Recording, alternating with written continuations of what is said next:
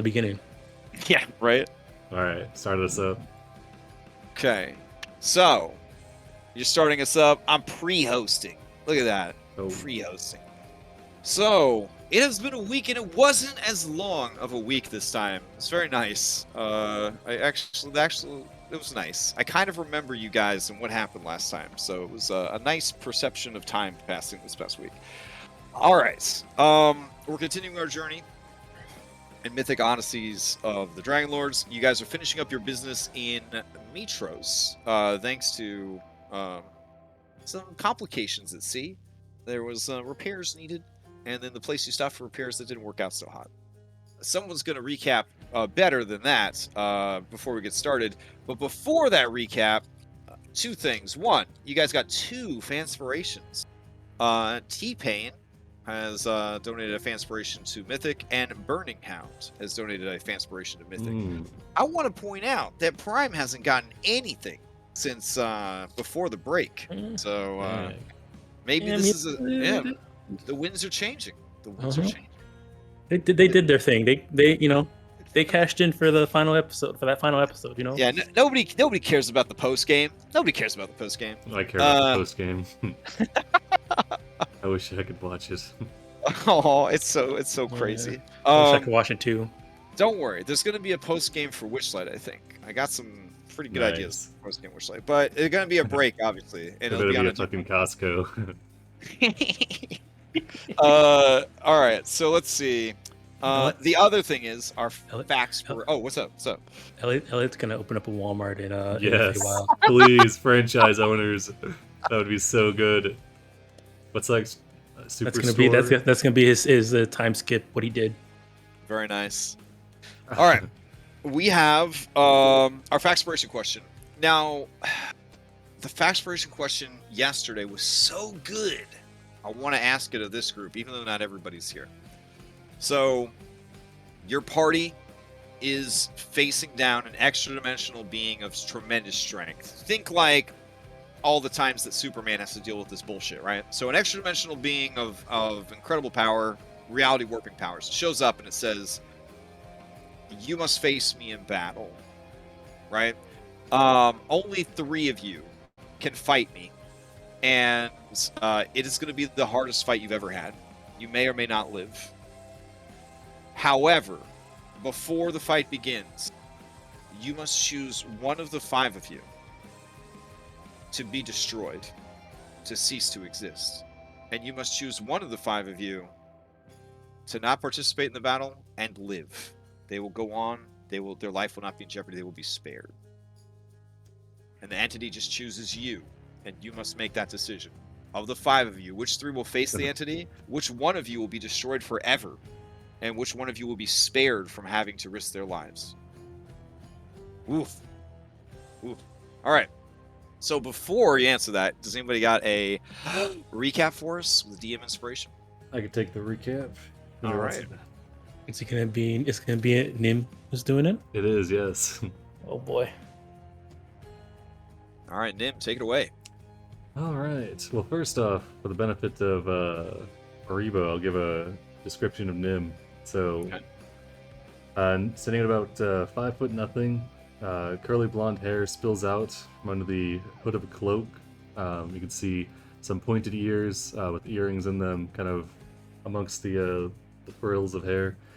You can see a heavy set, like a heavy midnight cloak, which trails down to a pair of Air Julian sandals. Beneath the cloak is a set of stylish lavender pants, which lead up to like a white kind of fluffy pirate-style shirt, which frames a polished breastplate. And then on one arm, their left arm, is a buckler with the frowning and laughing masks of the opera. And then on the other end is a tambourine, which hangs from their belts. Kind of a stretched cow skin over a circular disc of worked wood with several like bells and cymbals in the middle. If you don't know what a tambourine is. Thank you. It's kind of an obscure instrument. I don't know. I thought you were talking about a Tolbarone. a delicious candy bar. But now I understand. Oh, isn't That that a you triangle? Because I was looking up, I was like D&D doesn't have a tambourine, like, well, in the 5th edition, but it's called a tan in on D&D Beyond. So I didn't know tan. So I mean, maybe people, I don't know. Anyway,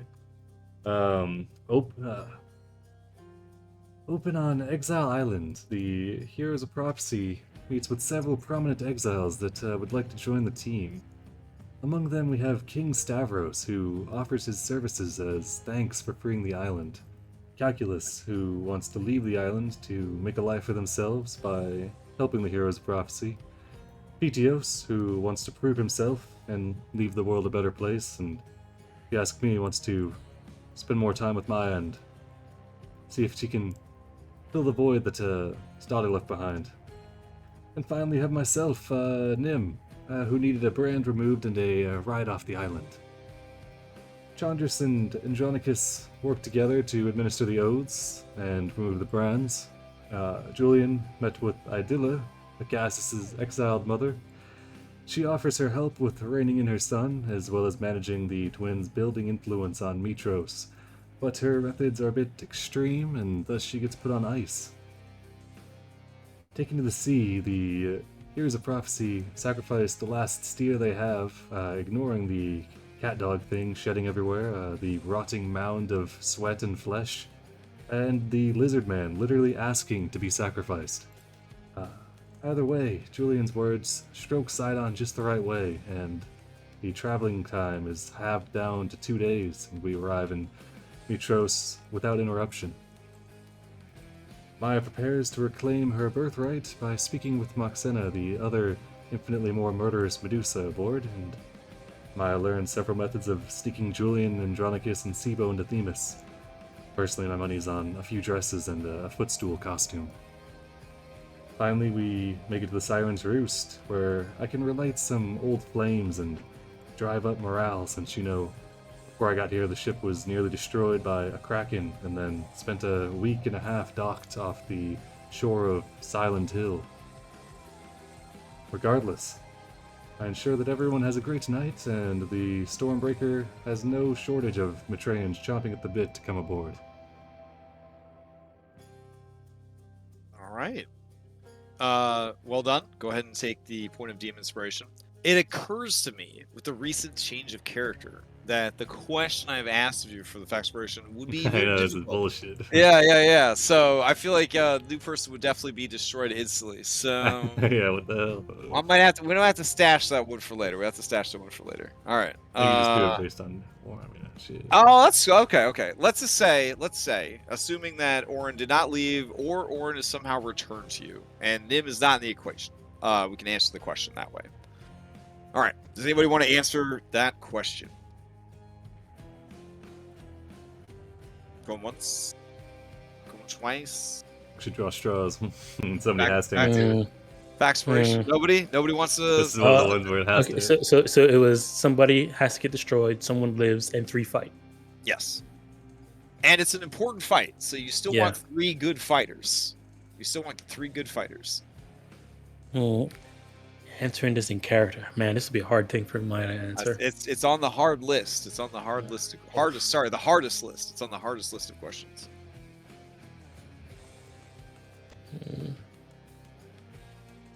There's no way Orpheus made this question. Pragmatic Sibo, do you want to answer? Yeah. So, Okay. Sibo would sacrifice himself. Damn. Okay. Who would you spare of the remaining 4? Maya. Okay. And that would leave Orin, Julian, and Andronicus to finish it up. To finish it up. Okay. Yeah. Given what we know about royalty, right? Potential royalty. Damn. What a baller answer. Yeah, I feel like Maya would have said the same thing, but flipped Sibo and Maya. Aww. That's because there'd be so many heartbroken ladies if Sibo died. So. That's true. And now that Moxena has given you your training, you're a full-on feminist Amazon. So I get it. All right, fair enough. Take your I believe they call it Feminon. Very nice. Oh my god. Where's Sibo? Let's see. I feel like I'm playing. Where's Waldo? Oh, there he is. Okay. Select you, and we should now have such special little thingies. So if I type in Faxpiration, there we go. Nice. There we go. Am I blind from something old? I need to remove that. It's been so long. Yeah, here. Oh, Okay. there we go. Yeah, I don't know. Okay. Alright, let me import the other effects, because I guess they did not get imported. So, let's see. Here we go. SAC version 5 custom effects. Who have to access to an NPC? Who you Oh, gonna access to? So, with an Sibo? NPC, yeah. I don't know. Like, I guess it would have to be an NPC that knows all 5 of you, as far as your combat capabilities and stuff. What if it was? Can we? I mean, I'm just putting the session out here as a group of 5. What about asking the 5? You want to? Well, I mean, did it, yeah. Yeah, she said they already did their shit. Yeah. Like, yeah, they're done. She's like, what the fuck? Yeah, ask any NPC you want, and they will make the determination as if they had to choose amongst the 5 of you the same results. We should ask them. Okay. Ask the Titans. Ask the Titans. Which one? Which one do you want to ask? I feel like that'd just be a piety reflection, though, right? Probably. I mean, yeah. Considering it's about us. Kind of want like a more neutral NPC that has no like certain investment in it.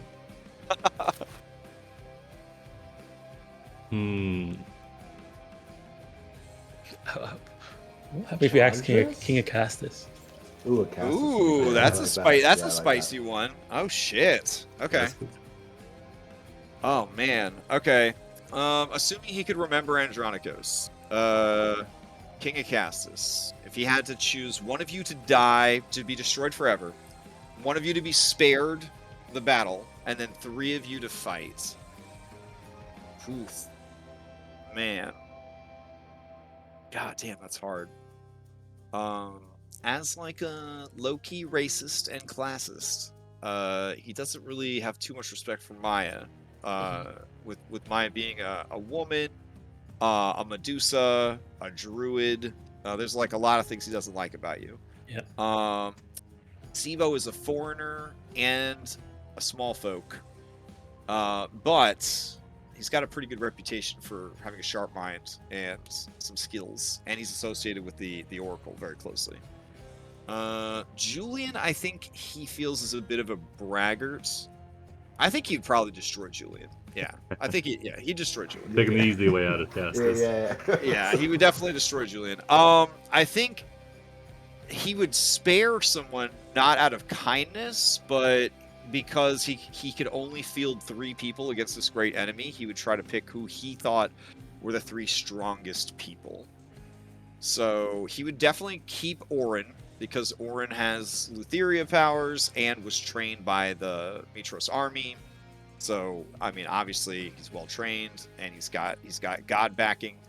Probably keep Sibo, because even the people at the academy talk about his intellect and his prowess and things like that, plus backing of the Oracle.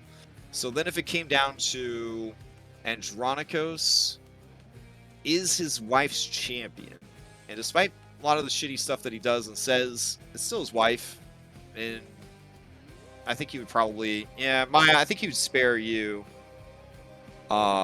just because, like, I think he would end up sparing you. He's indifferent about me and upset at Julian. Right. Okay. Yeah, pretty much. Yeah. So, it would be a tie probably between you and Andronikos. You know what? I think he would actually spare Andronikos, because then he could say to his wife, "I spared your champion," and then he prevents his wife's champion from getting any accolades. And a druid is honestly just more useful than a paladin.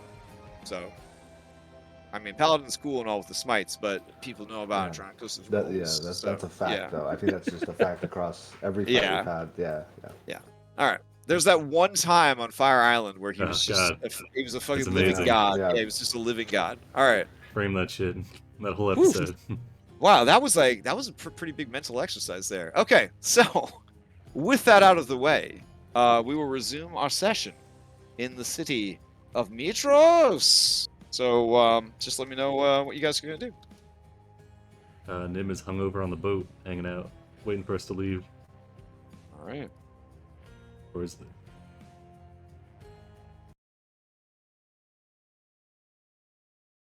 Yeah, OC. I'm gonna buy every fucking health potion in the city. All right, let me check what's going on with the supplies here. Moxena's been keeping Bicycles busy with the girl potions. Or I guess gender swap. Once Mitros Alter self potions. Once Themis is over, like he can actually be accessed and do useful stuff again. So. No, I mean it's a good call. Good thinking on Moxena's part. Oh yeah, I left out of the recap that Moxena also healed up the boat. I believe we're either full health 800 out of 1,000 or 850 out of 1,000, something like that. Yeah, much better now. Also, finally, Maya has no more exhaustion. Oh my god. Unless that night of Charmed Revelry didn't help. Nah, they would have put you to bed. Okay. Knowing you're exhausted. Because you got a big birthright thing going on. I'm going to post this in the treasure section. So we're going to do... What is this? Should be the 13th day of Ilfarion. You guys divide. There we go.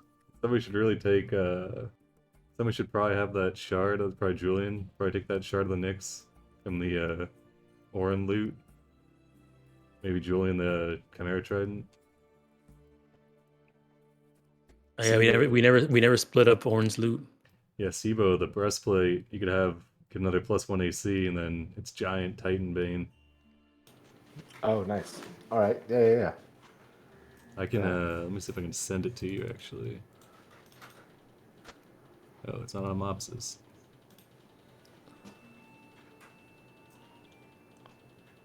Oh, we don't have the send mod. We should. Yeah, if you look in your inventory, there should be like a little like send to at the bottom. Oh, there the it is. What if I get duplicated? Alright, whatever, I'll just send it to Sibo. I'll take the best rock from the Kevin tribe. Hey, yes, my prized possession. I got the kidney stone listed too, but that was internal, so. Now, this is basically everybody who has magical shit for sale in the city. This is like the academy. This is, you're asking around anybody that is selling magical goods. John, because I'm sending you the rope snake. He would have wanted you to have it. Thank you. Nice, Nora.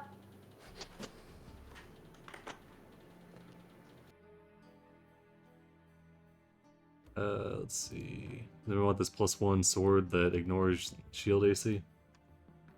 The Zephos.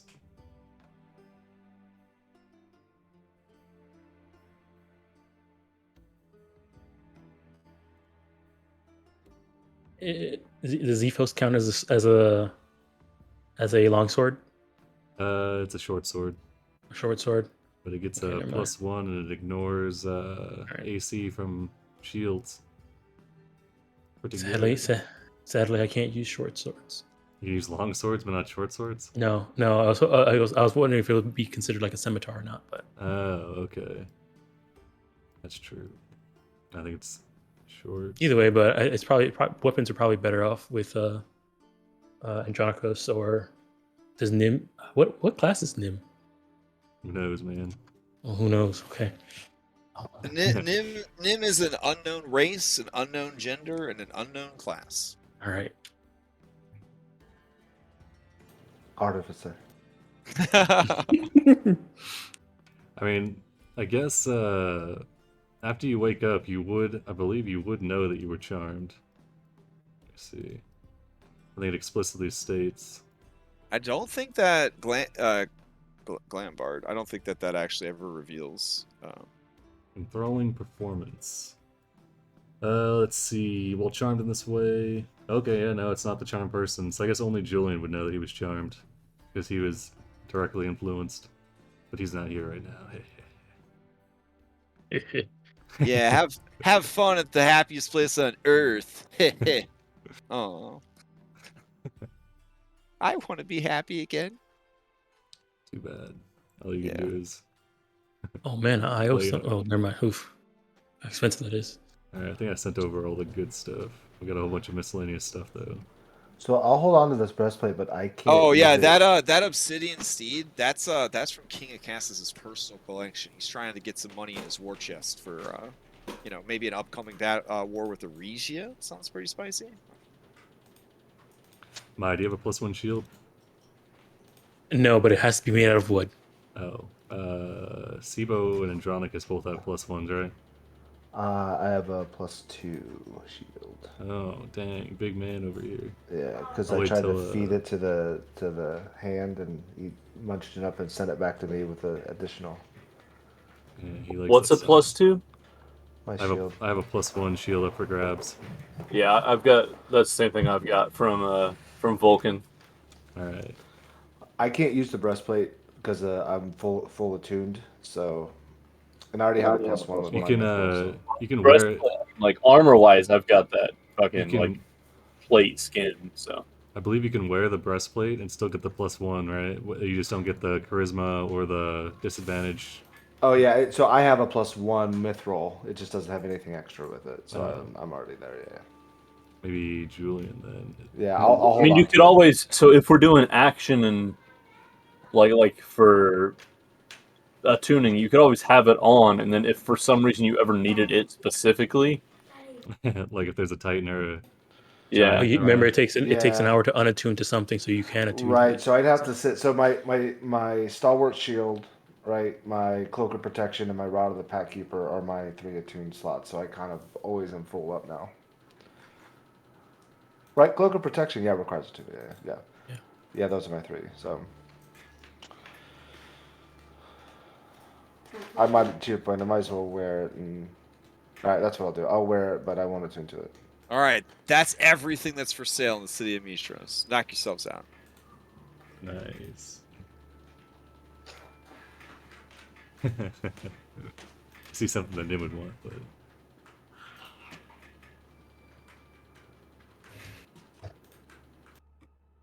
there's just the okay. So those are they just have the single potion of healing. There should be quite a There's few. a couple of them in there. So Oh, in different sheets. there's 2 superiors. No, there's a superior and a supreme. There is another superior and supreme. And then there is another superior and supreme. Oh shit. Okay. And then there's 2 regular, I think I saw somewhere in here. 100% by every regular one, every greater one for sure, and then probably a couple of superiors. Supreme is probably overkill. Yeah. Because we're using hit die potion. So Yeah. what is Supreme, like 12? So that's a what you call it? That's 10, a heal. yeah, It's a heal spell. Right there. 10d hit dice plus 20, which yeah, it's kind of a Okay, lot. so one. I'm gonna count up all the. Okay, When you ask around where all the basic bitch healing potions are going, apparently they're all being bought out by the Temple of Sidon. Shit. Apparently they want to make sure people stay healthy, I guess. Wow, what a nice group of boys. Yeah. All right, so I'll count them all up. What we're gonna get and how much we're gonna pay. Where's my calculator? There it is.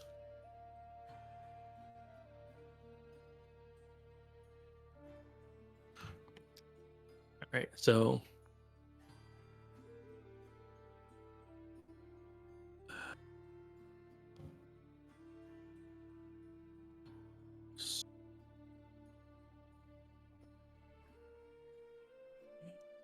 here we have nothing.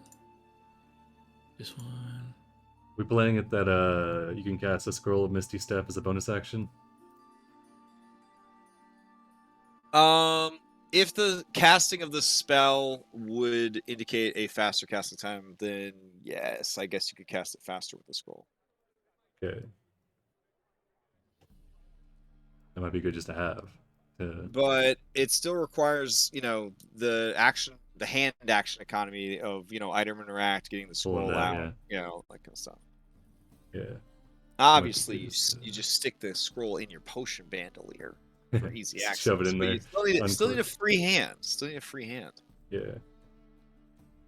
We were revisiting 4E this morning, and I forgot that there were 2 types of shields in 4th edition: light shields and heavy shields. And light shield, you still had your hand free to do non-combat-y things with.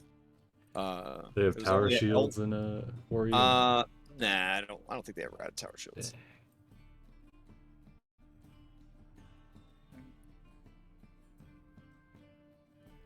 Okay.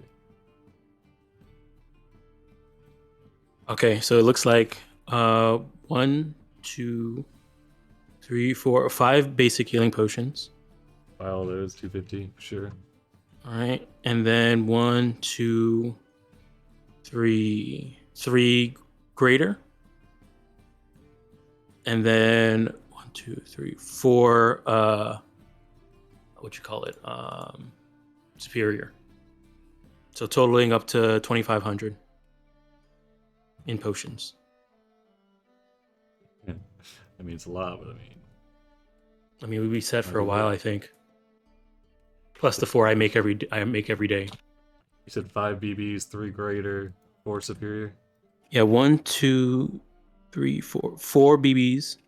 4 BBs. 1, 2, 3. 3 greater, and 4 superior. So 4, 3, 4. Whoops, it should be 4. But I'd say we should buy all those. Yeah, it'll be 2,500. Yeah, it's not like we're not going to use it. Yeah. Crash, was there any possibility that Sibo was able to find that figurine that he lost before leaving? He had to go down and pat all the people down. Yeah. All right, let's do an investigation with advantage from Sibo. Oh yeah, you got a 23. So you summoning the spirit of great Columbicles, you followed people around with your little notebook, asking just one more thing. Until somebody finally just broke, and they were like, here, take it. They give it back to you. Nice. Okay, sweet. Okay. That would have been an awkward conversation about just getting a new one. So.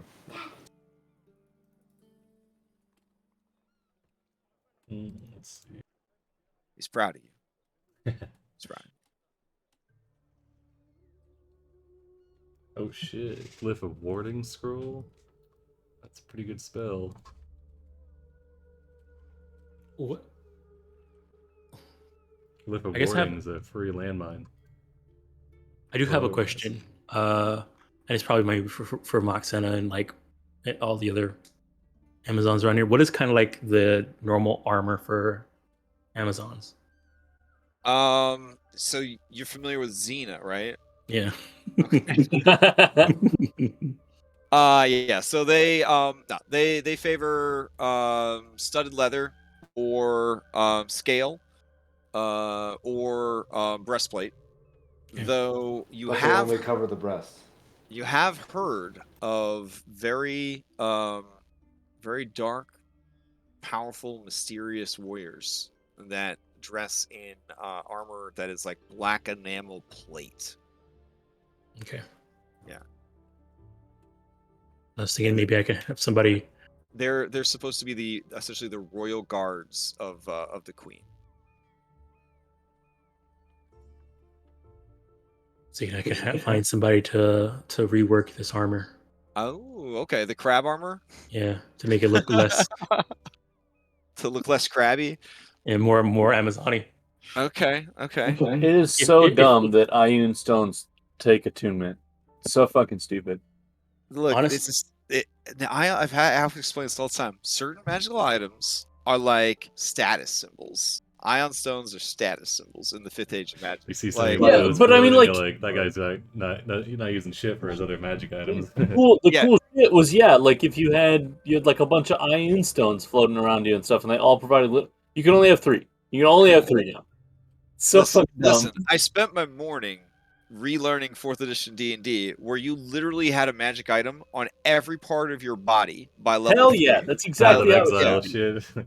Yeah, by level 3, every part of your body was strapped with magic. Yeah.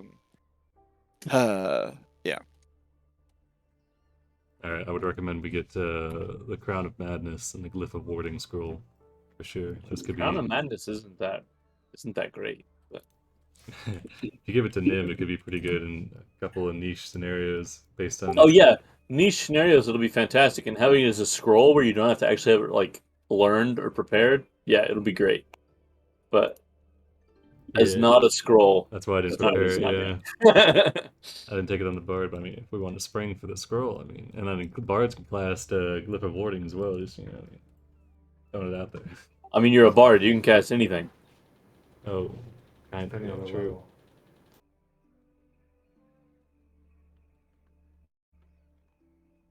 I mean, Are we playing I'm with down. bards? Can cast every. Oh. Also worth mentioning.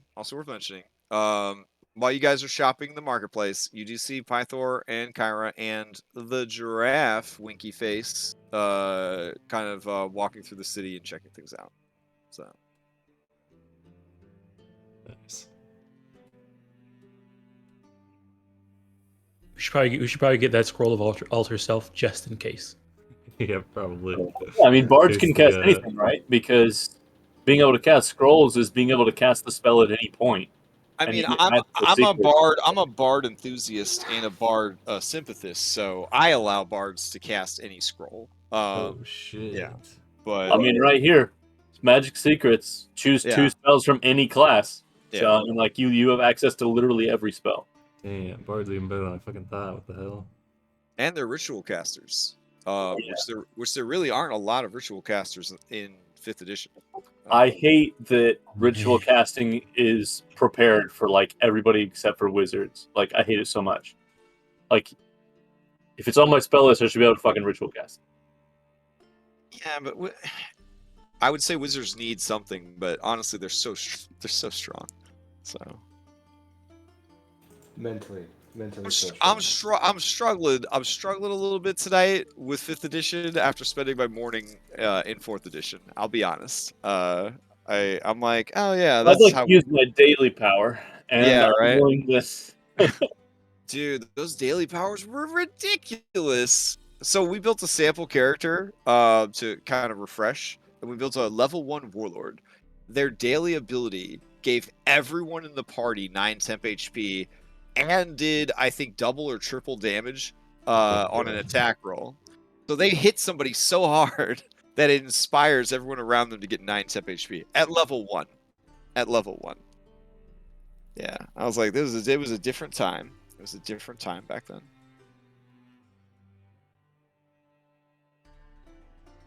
All right, are you done with your fantasy shopping? This might be your last chance to do any fantasy shopping. Yeah, I'm looking through it, seeing if there's any more niche spells. Maybe just like reply comment on like that particular image to say like that you bought something from it, so that we know that it's not there anymore. Oh, okay, this will be the. We'll keep this stock for a little bit. All right, Yeah. I'll paste this in here then.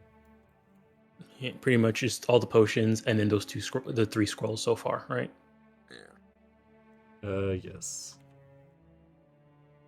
And the glamour. All the potions except for the supreme. Yeah. Not picking up them flame tongues, son. I mean, if we had enough, that flame tongue scimitar. It's Pretty like nice. a burning, Oh yeah, I mean that's a druid's dream right there. yeah. That's a me having flame blade at all times. Sending Stone's not bad, but you got the SIBO network, so Yeah, I was looking at this, and yeah. I was looking. Yeah, but I mean, it'd probably be really good for when we don't have the SIBO Oh network. yeah, for sure. There's a But we also need to, just make sure we have money for everything else that we have to do. Yeah. Yeah, for when SIBO quits again when Julian comes back. Aw. Yeah, they got at least 1 or 2 weekends. SIBO networks up and running. Aw. Did Julian pick up Subtle Spell? I'm pretty sure he did, right? I think he did. I hope he did. It's one of the strongest things the sorcerer has access to. I he think did I see. after he got If murdered. he didn't, I'm gonna fucking kill him. Oh But jeez. I think In he's that done it case. before. In Okay. that case, Yeah. I'm thinking Warding Bond could be pretty good, just because there might be some single combat type scenarios coming up. I could see some like to reclaim your throne, you've got to beat the former queen or whatever, in I don't know, single combat or something. So picking up Warding Bond, Julian could subtle spell cast that on Maya. Well, I guess the scrolls you can't really subtle spell it. Huh? Yeah. I'm a fan of Warding Bond, but yeah. Have to sneaky it. Could still be good though. So yeah, the question I had about the armor: can I forge this this Cerberus crab armor into instead of half plate that's what I was looking up. My bad. Okay. into a breastplate, so I'm not overweight over heavy all the time? I realized. You could ask Vulcan to work on that, but it's going to take time. Mm-hmm. Okay. So during the time that he's working on it, you wouldn't have access to the armor. Okay. I mean, I have some breastplate here. You can. I mean, I can't wear it because it's metal. Yeah, it's metal. Yeah. But I mean, Vulcan's been playing a lot of Monster Hunter, so you might end up with something like this. I don't know if that's really like what you're after. So He also knows that if that's Amazon armor, then sure. I mean, they do like skirts. They do like skirts. Mm-hmm. Okay, I mean, yeah, he could do it, but you won't have access to the armor for a little while Until we get the next round of the is it the Pelican thing? What's it called? Yeah. Well, I'm actually gonna roll to see how long it would take him to redo that armor. Caledone. Ooh. Okay. With everything he's got going on, reforging that armor is gonna take 14 days. 14. 14 days, and then I'll probably have to stick with some type of leather armor in the meantime. If we chip in for Vulcan Prime, can we get that cut down in half? Oh my goodness. It's like 500 drachma a year. Yeah. I mean, that 14 days includes delivery. It will be delivered to you on the 14th day. Or you can choose Vulcan Day to get like a $1 back or a drachma back or something. Alright, looking through these scrolls, I'm thinking the only one that we might want to pick up is that Warding Bond. Actually, since you're in Mitros already, I'll shave 3 days off of that because it's not like it has to go that far to get to him. So it'll be 11 days. How far is Themis? I don't think I'm gonna need it. Because right now the only thing this armor does for me is gives me an advantage on stealth and resists to fire if I take as a reaction, and it's not attunement. So I think that's worth it. Okay. All right, I'll mark the calendar on the 24th. All right, it will be available. All right, I'm gonna unequip this. I don't have I'll with me anymore. I'll put your name on the thing so that you can see it. Maya's new armor delivered. Okay, and then we check Maya and save notes. All right, it should show up on your calendar now. Is it possible for me to find a non-metal breastplate to wear in the meantime? Ooh, non-metal breastplate in Mitros. It's the biggest city in the world. What kind of material are you hoping for? Honestly, I'm fine with anything. Okay. Anything. Don't say that. That still counts as Amazing. Breastplate and actually you're right. I shouldn't say anything. Asbestos. Scale, either animal scales or maybe like a hard stone. I don't know. Well, you know who could I make mean, you. like sea turtle shell type thing. That could work too. So, Yes. This one heard that you were having armor difficulty. I could use my very special cultural training to make you something very nice. It would be out of bone, I assume. Yes. And sinew. Hmm. Okay. Would you need the materials? they nod. Hmm.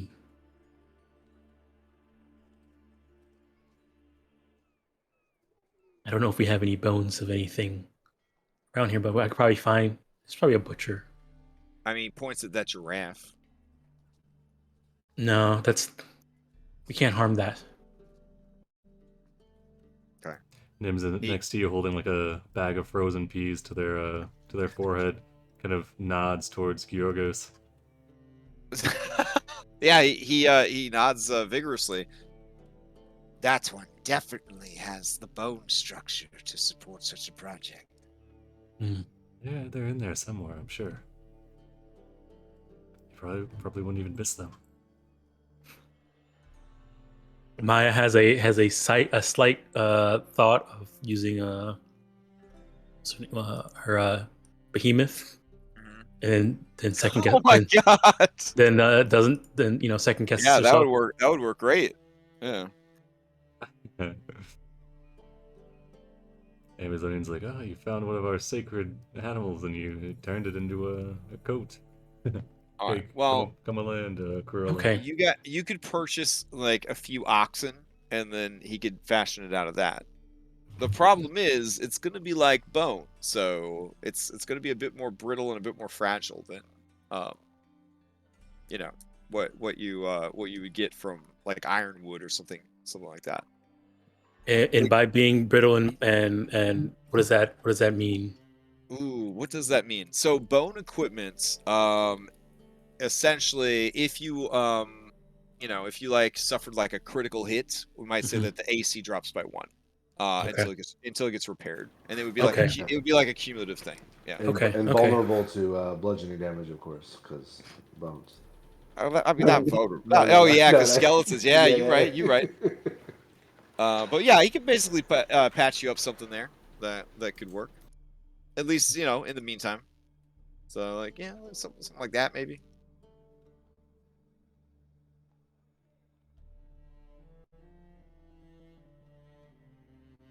Okay.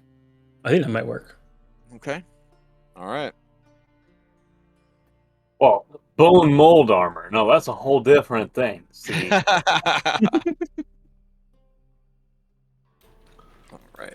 Question about the warding bond. Is that something we can even cast? Isn't that only like paladin or cleric spell? I've got it. You've got it. Okay. Yeah. Nim cast it. And Because she's a bards- bard and bards can do anything. Yeah, bards could just steal anybody's stuff. Yeah. Geese. Wait until they have access to all I actually- three flavors of magic. All flavors. Yeah. This one's vanilla. Yeah. But I can you have ritually cast the shit that you need to cast. Like I have the material components for warding bond too. it? Well, the Okay. thing about scrolls is that Right, you don't. yeah, it's Yeah, built it's in. built in. Nice.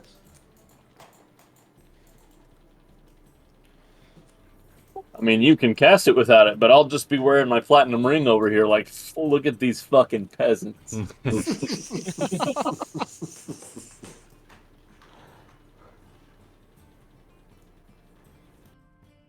All right. So we're leaving then.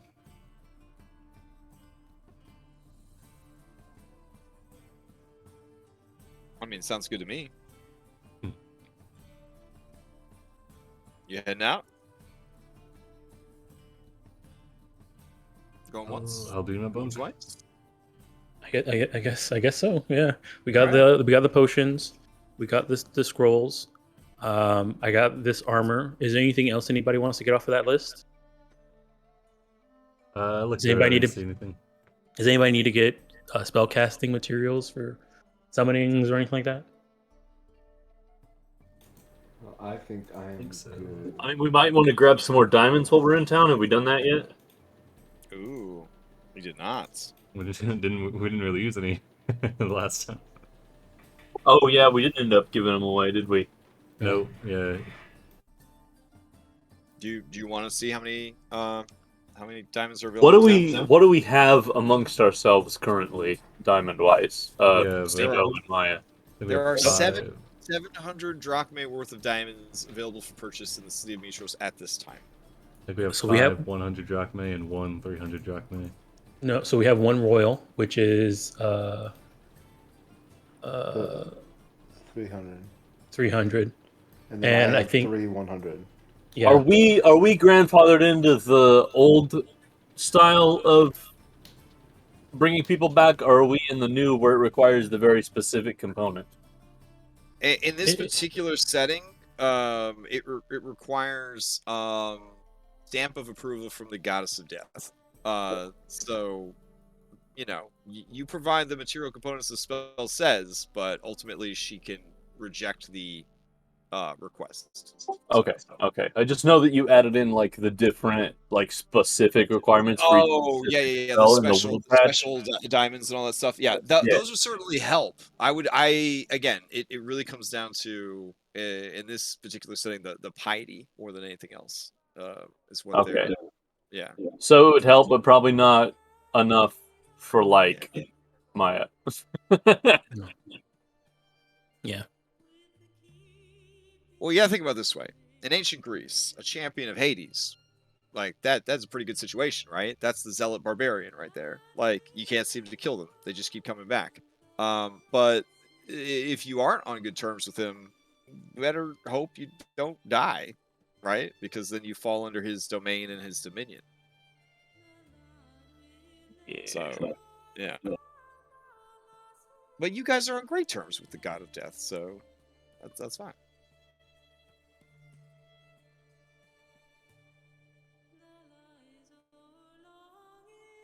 All right, so we're on the boat.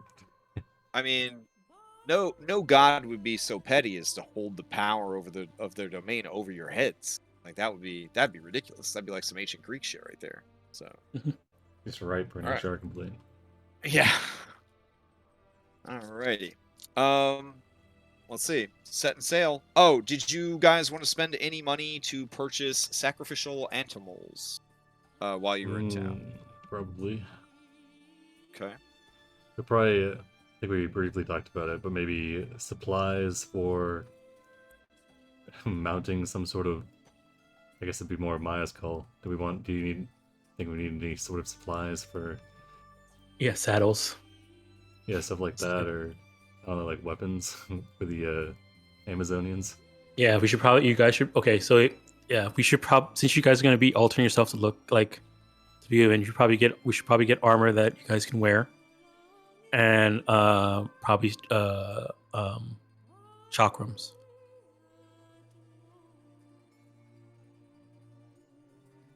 Oh, And you guys are really trying to blend in when you get there. You're not just going to be like traveling ladies that are swinging by. You're going to be like legit. Okay. But, you want us to impersonate Amazonians? That might not be I a good love it. idea, actually. You see, Now that you say it out, now that you say that out loud, now that you say that out loud, I don't think that's a good idea. Nim holds up their tambourine. It's got a paper cutout, paper mache. It looks like a chakram now. All right. So that's what the market's looking like for sacrificial animals.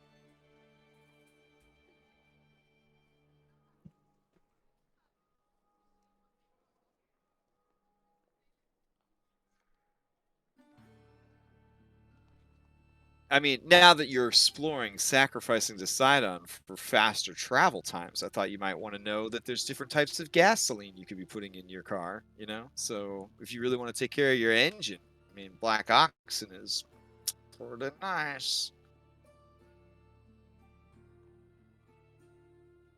You'll notice that quote unquote sickly chickens are not on this list. Where's that chicken dealer at then? We sacrificed that one hamster. That's gonna be your outfit for Amazon Island Adventure? Unbelievable. Might have told him to told us to blend in. It's Okay. a quintessential Amazon, isn't it? In my world, no, Xena's essential. So, but Diana's like also on that list. So. Also, Sophitia, right, from Soul Calibur, like she'd be on there. What about the Amazon from Dragon Crown?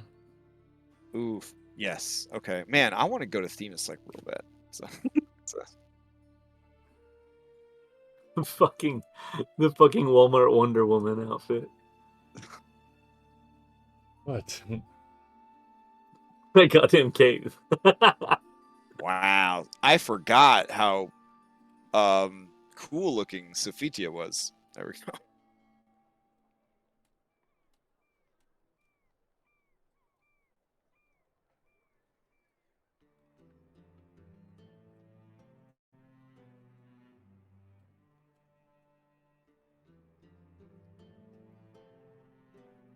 Oh yeah. Yeah. Didn't she have a little sister, Cassandra, I think? I think so. Yeah. Cassandra, you mean the best female romanceable character option in Dragon Age Inquisition? Oh, I didn't play Dragon Age Inquisition. Couldn't really get You into know it. what? Fair. Yeah. The first 2 places they send you are fucking awful. So Yeah.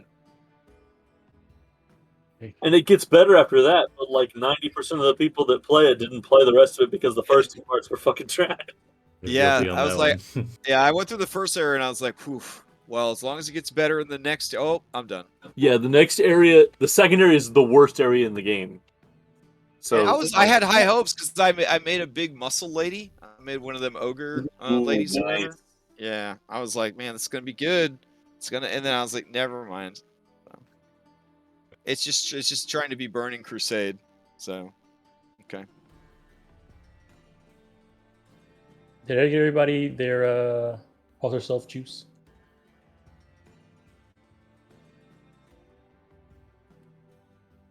Here, I'll send one to Andronicos. All right. So any purchasing of animals going once, going twice. Your larders are empty as far as sacrificial animals go. They've refilled it with food, but they are not, of sacrificial quality. They've just got these animals are the quintessential, like best of their breed. You just get So it. what if we grabbed sacrificial animals of everyone, like, but Sinai? So like we don't get his favorite animals, we just get other people's favorite animals. It's kind of a weak strategy now after we already kissed his ass to get here. Yeah, it's like when you drunk text your ex one time after like 6 months of not talking to And them. it's Like all you fucked just, now. you just undid all 6 months of work. We can try to go back. I feel like it depends on the content of the drunk text. All right, I'm gonna say that no sacrificial No, animals. now we're getting the goddamn animals. All right, sheesh. All right. 1,000 gold on 1,000 drachma on animals. Sure. Okay, so you're getting the lower end. You're getting like 10 bulls. This fucking new lady just throwing around all our money. Like, goddamn. 10 bulls, sure. Just because you threw us the most banging fucking party of the 500 years of peace doesn't mean you get to spend all our damn money. That's a woman? Should have seen it.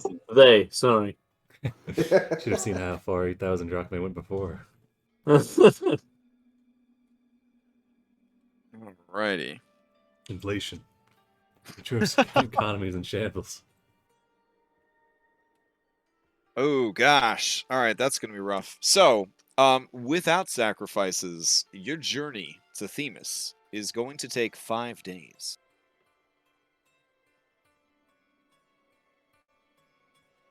I think that might be fine because waiting on Maya's armor, right? Yeah. Maybe just more opportunities to run into other stuff, but I think that's fine. Are we up to 900 on this new day? 900 Now, HP. you do receive visions in a dream that if you were to tie up Julian with chains and throw him overboard so that he sunk to the bottom of the ocean, you would always go fast in your boat. So just I don't know. Just So a like weird, just a weird, just a weird It's a kind of like, fact. very weird dream you guys all had. Everyone except Julian had that dream. It's very strange. So, all right, let's see what happens here while you're sailing. I think we probably maybe we keep these sacrificial animals for those moments where we're like, okay, we definitely need to get back unharmed. Keep them in the back pocket, you know. Yeah. Oh my goodness, you just did all the shopping, but all right, hold on. So on your third day of travel, you encounter a merchant vessel. Oh. They hail you guys down, and they want to know if you would like to purchase any of their rare and fantastical goods. Oh, finally! It's been forever since we bought anything. I mean, let's see what you have. Oh, really? Okay. Hold on a second. Yeah, Nim just climbs over another side of the boat. Oh my god. All right.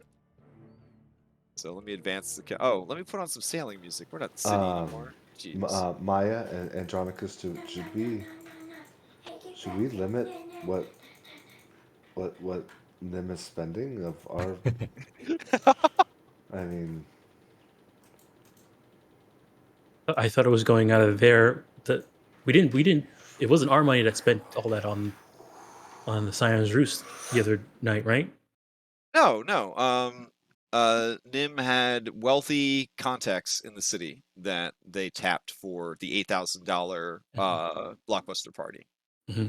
So, I mean, That's perfect size. he's not spending our money without us knowing, right? Or they? I don't know. Checks the ledger. No, they did not spend. Okay, honest to God, the $8,000 party was from their own. Yeah. Yeah. Why What are you about so this? suspicious of it? I mean, That was just all the money. That was just all the money Will got for starting with new character. Yeah, at level right. 8. Yeah. He just blew it all on Crash one said party. if I killed Orin, I could have 8,000 drachma. I thought it'd be a good thing to spend the money on, but if you're saying it wasn't, then... What about this Crown of Madness and Warding Bond scrolls that? That's from the party funds. Yeah, party funds. Those are for the party, you know. I mean, Oh wow. Okay, so just making sure. These people, these people, have a number of very nice goods available on their. Oh shit. Okay, this is actually not a merchant vessel. This is a dragon turtle, and the shop is basically a building that is built on the back of the turtle, and it is run by Tritons. Wow. Yeah. And these Tritons are not dressed in the normal like Thylean fashion. They all have like sharkskin sarongs. The women and the men are all topless. They just wear the sharkskin sarongs, and then they have like really dope like surfer tattoos, you know, like everywhere. And the dragon turtle is very, very big. Not as big as the Ultros, but pretty close. And then on its back is this sort of coral formation that they have sort of coaxed into the shape of a building. And they live there, and on the ground floor, they operate a lovely little shop. So, the items that they have available. They have a cap of water breathing.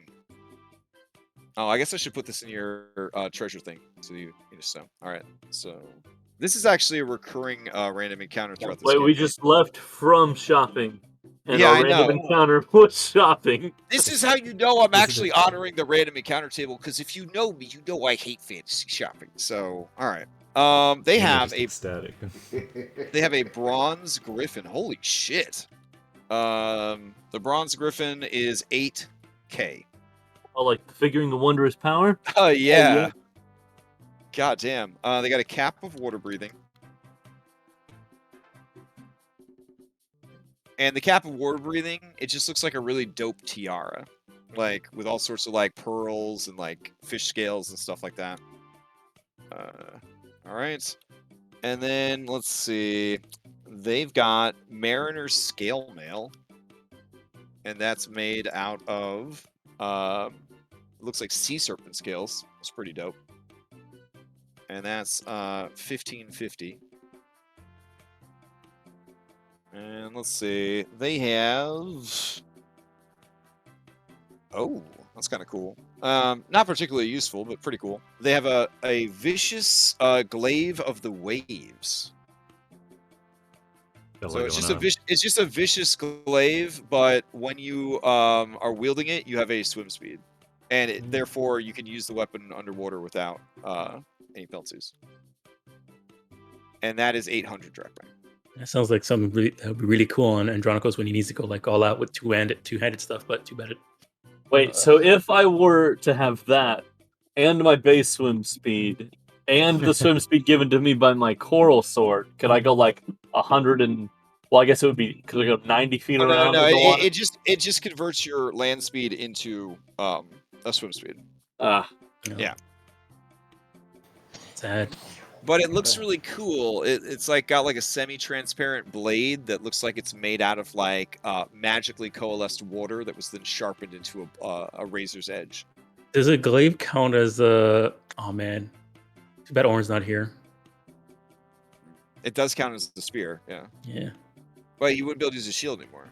And he only has one arm, right? I mean, last time I checked. Is glaive two-handed?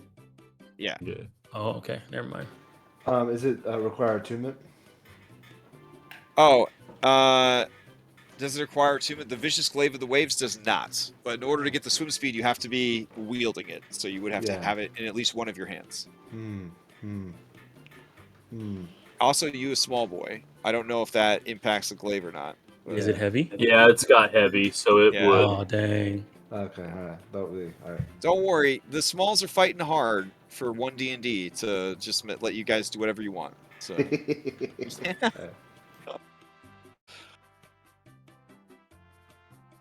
All right, if you're not interested in any of these goods, they bid you adieu and hope that they see you around. Okay. I feel like the Bronze Griffin might be a decent investment, but it is also the priciest. I mean, they are willing to trade. They Trade you, Julian. No, they don't deal in human trafficking. So but it's Julian. He doesn't. Let me see if I've got anything interesting. Do you just want his head? I have. Hey, Crash! Since I got killed by. Also, you guys look from your Triton to these Tritons, and you see that there is a very distinct species difference. These just look like hot, buff humans that have fish heads. Hell yeah. Yeah. Reverse mermaid. Since I got downed and almost killed by that Cyclops, am I able to take off this constellation of the Gigan, or do I still keep that on? That has been fulfilled. Okay, awesome. Okay. I do have a Tome of Accelerated Learning that has been used already, and so isn't really any good to us for another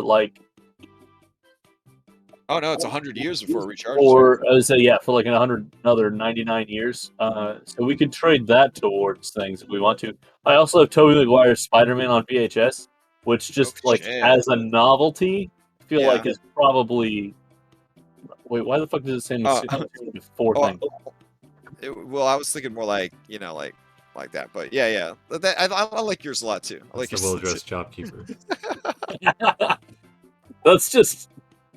That's Andronicus's dad, the top one.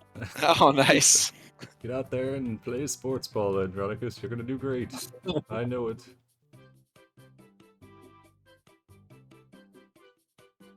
But I mean, I don't know if we want to save the tome for maybe some to give to somebody as an incentive later. Well, don't worry. If every time you run into these guys, they're gonna have different stuff in their store. The saltwater will absolutely ruin the resale value of that tape.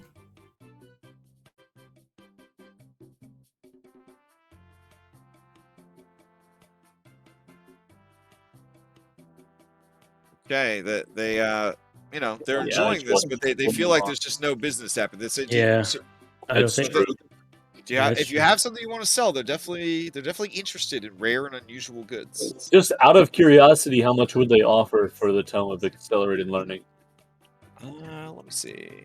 It's 48 hours of reading over 6 days. Teaches you 2 new languages, 2 new tools. Okay. Let's see. I'm looking it up right now.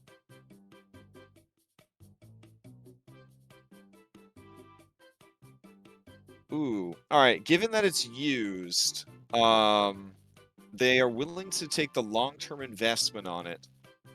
They're willing to offer 2,500 drachma.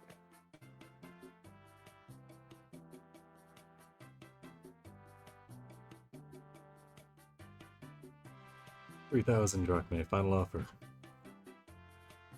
Okay, give me a persuasion.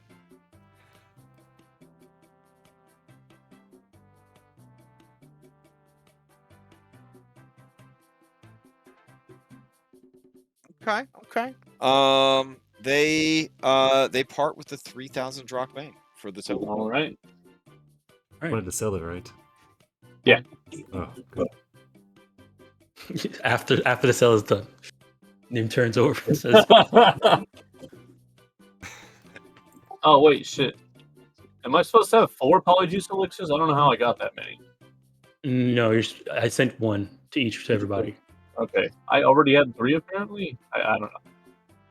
Oh, that's weird. Well, maybe because when I send it, I told it to send one, so it took one away from me, but gave you the stack probably. Okay, that would make sense. Well, but I have a stack of 3 and a stack of 1.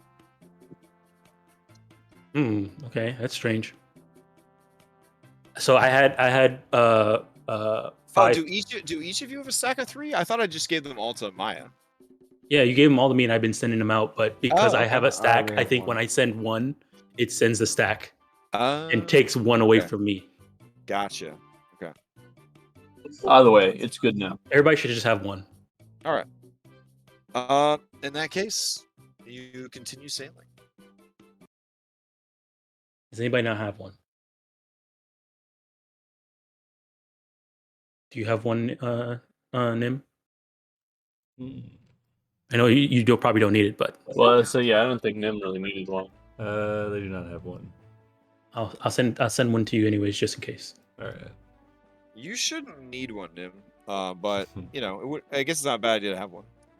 What, am I not pulling it off? And they're dressed in the Wonder Woman Walmart outfit. There It you go. looks great. It looks great. Well, alter self allows you to do many things. Maybe you want to make yourself taller, or No, I catch your Ooh. meaning. All right. And then they put it away in a bag with a sly smile. Okay. On the last day of sailing, as you see Themis off in the distance, your lookout catches sight of some salvage floating in the water. Do you want to investigate? Yes. I guess we have to keep an eye out. Is there anything? I guess like seeing the salvage off in the distance. Maybe we get close enough. Can we just kind of like take a good look and see if we can kind of figure out what it might? It looks be. like the remnants of a merchant ship that was destroyed, and this is just the last bits that have not sunk. The ship all is the Stormbreaker all fixed up by now? We're on our fourth. Yeah. Okay. It's back to full strength.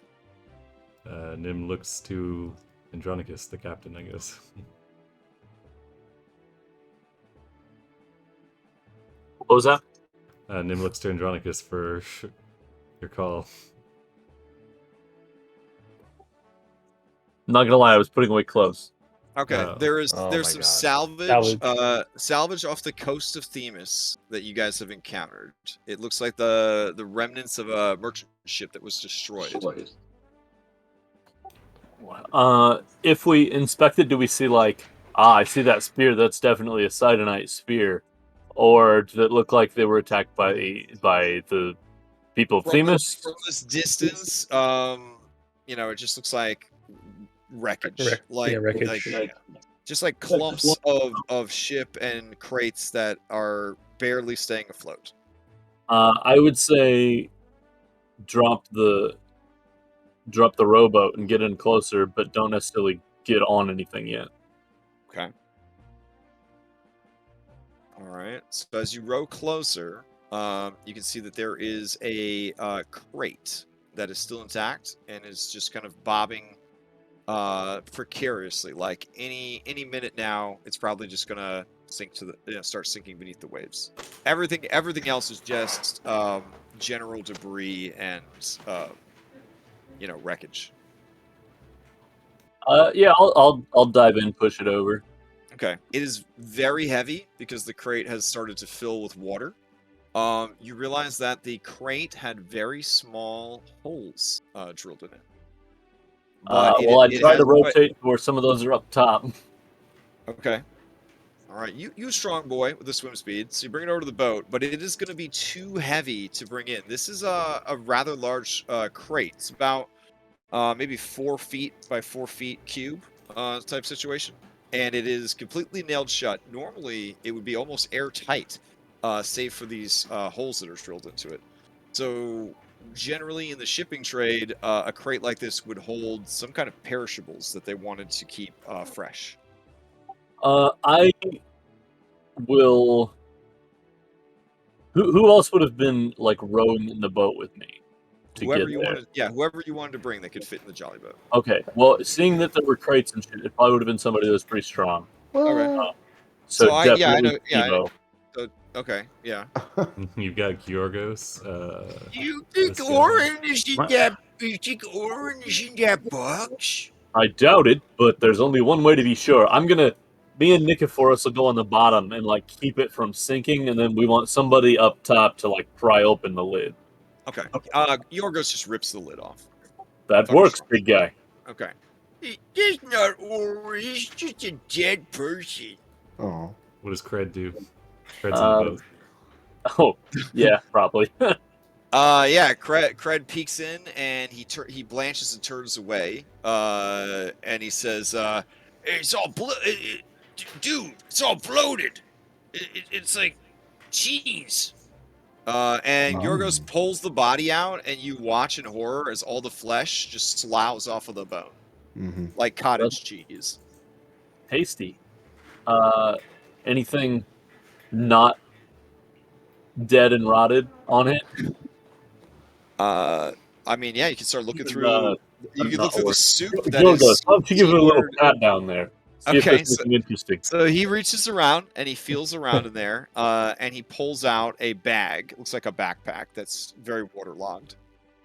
If this is full of shit, like the one in the Picklesaurus area, I swear to God, Crash. Yeah, let's keep the bag. We can unfortunately leave this man. Can I even tell if it was a man? Leave this soul for a burial at sea. Are you trained in medicine?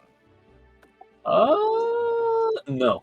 Is anyone that you brought on this salvage mission trained in medicine? Definitely Giorgos.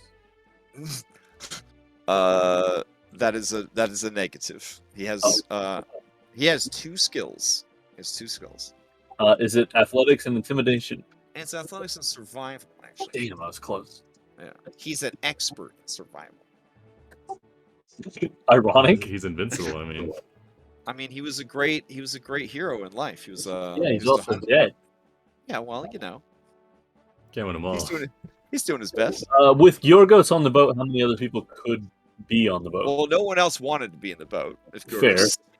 But I guess Tychon would go. Yeah, Cred, Giorgos, and Tychon. Your boat is just screaming in pain from. I don't think Tychon is proficient in medicine. Okay. But if he was, he would look. All right, you all agree that this was definitely a humanoid that died. That's your medical. Your medical team. You put your 4 coconuts together. You come away with definitely a human-shaped person. All right. All right. Giorgos is actually smelling better now than he did before. So Giorgos says, "If Oren was here, he would bury this person." Giorgos, we are in the sea.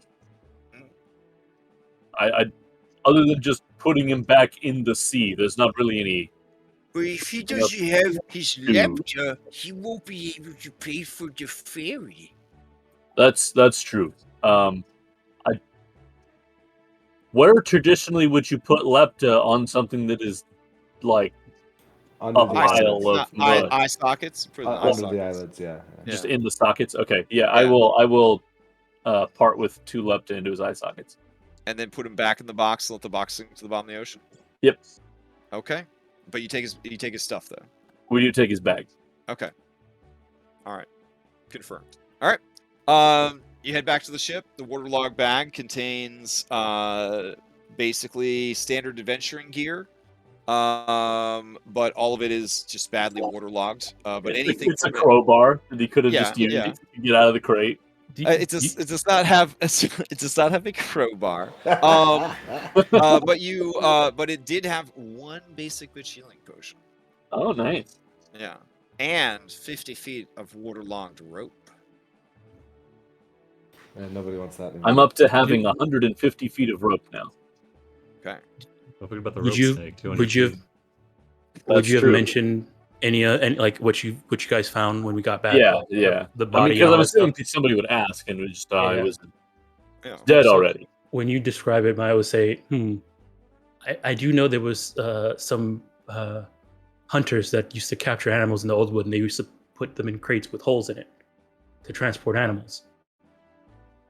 It didn't look like an animal. It looked like a person. Well, maybe So they were- somebody they were- hunted the were they- hunter.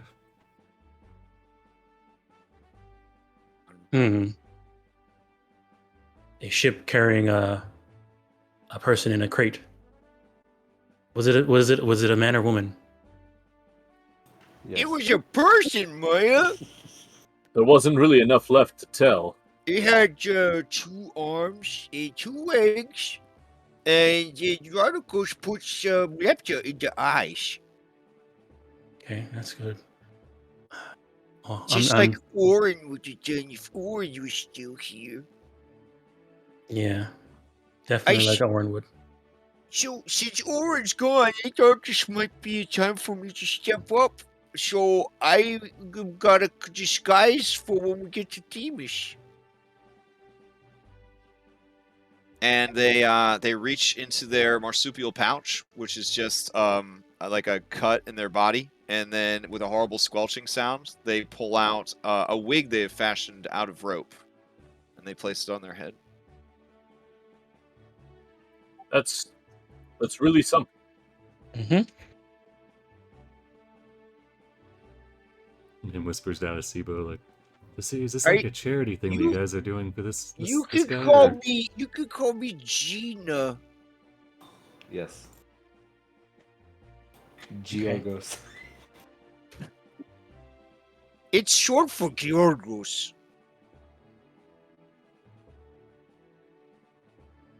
Oh, Yeah. Your reaction is pretty much the reaction of all NPCs as they Mhm. nervously shuffle their feet and wonder why this guy is on the B team, why he's on your crew, why he's still here now that Oren's gone, what you're supposed to do with him, how you're supposed to move on. it's He's a also a really it's a good very dancer. nice disguise, Yorgos. Maybe it'll be useful. We'll see. On the island, should I call you princess or no? No, don't call me princess. Okay. Your Majesty. No, just Maya. Okay, you can see that the grubs that make up his brain, they're frantically trying to comprehend and write down what you're saying. Like, That's a very displeasing statement, Crash.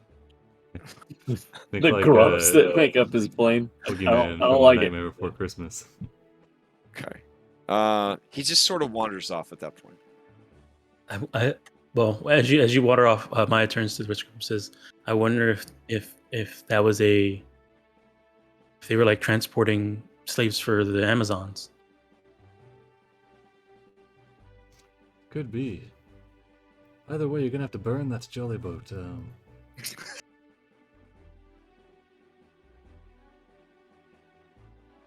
How do you want to So- handle this approach then? Yeah, Kyra approaches and says, "Oh, you know what time it is? It's story time." Oh yeah, Thought you could get away translations. from. Yeah. All right. I've been preparing this one for a long time because I was under the impression we were going to come here a lot sooner. But take your time. It's fine. It's no rush. It's not like there's impending doom or anything. We're in a hurry. Let's see.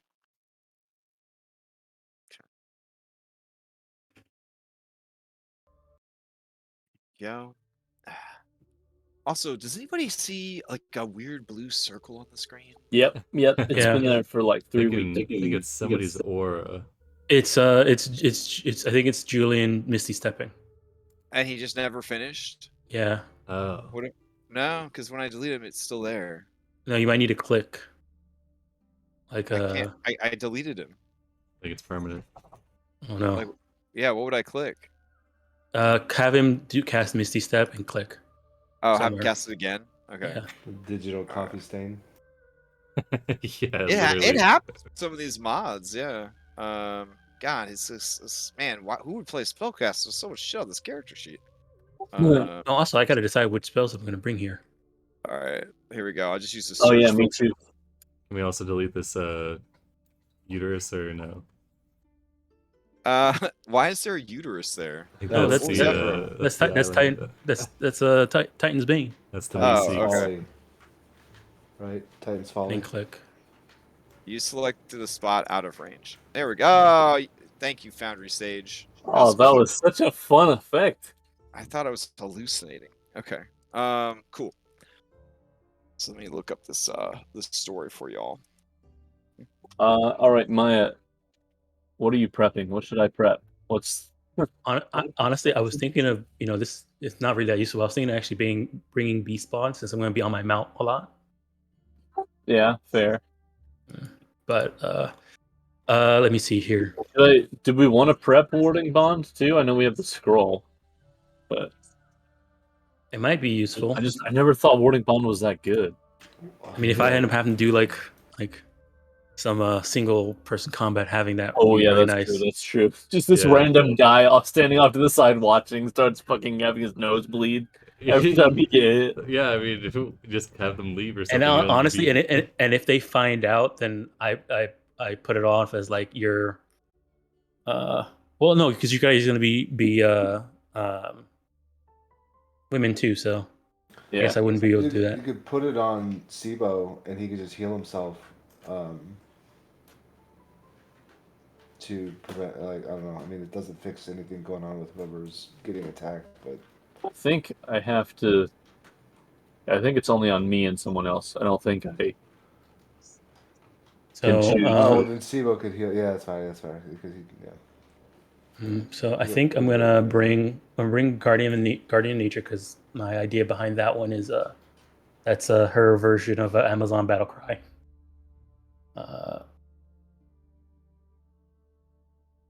Let me see here.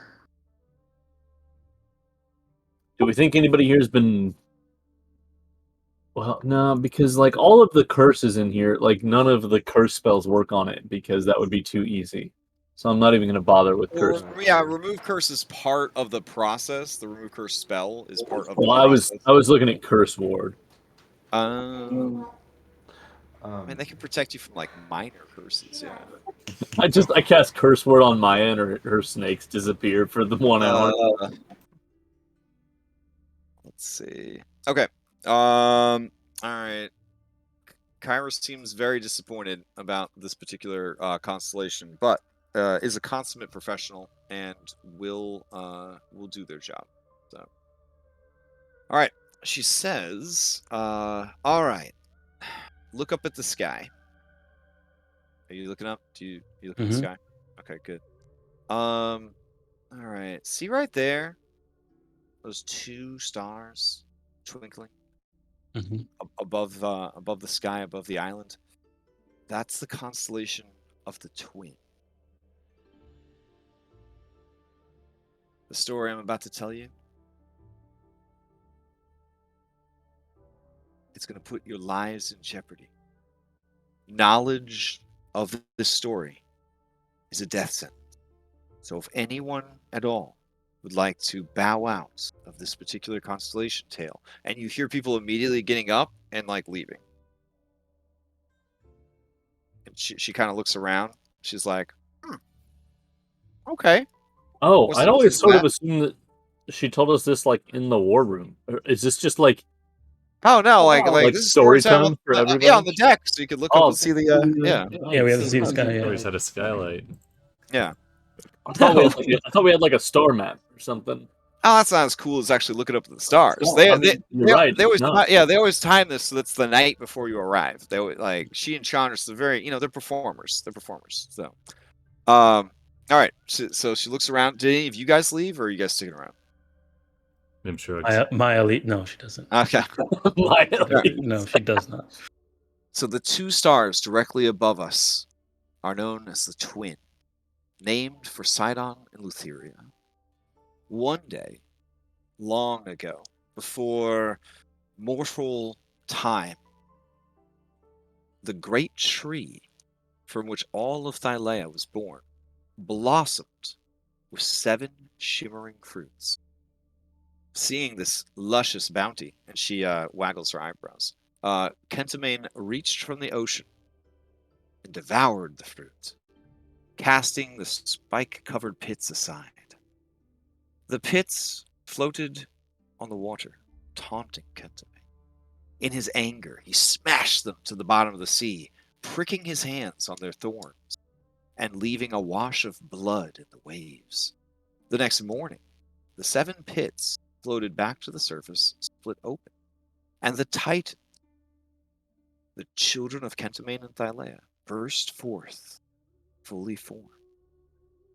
But one of the 7 pits gave birth to a pair of Titans, Sidon and Lutheria.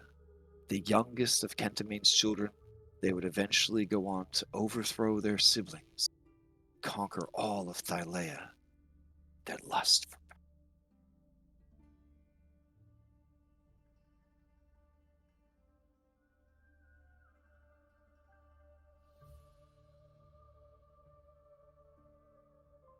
If we came to Themis earlier in Indigo Islands, we might have learned that from what we learned in the Indigo Islands then.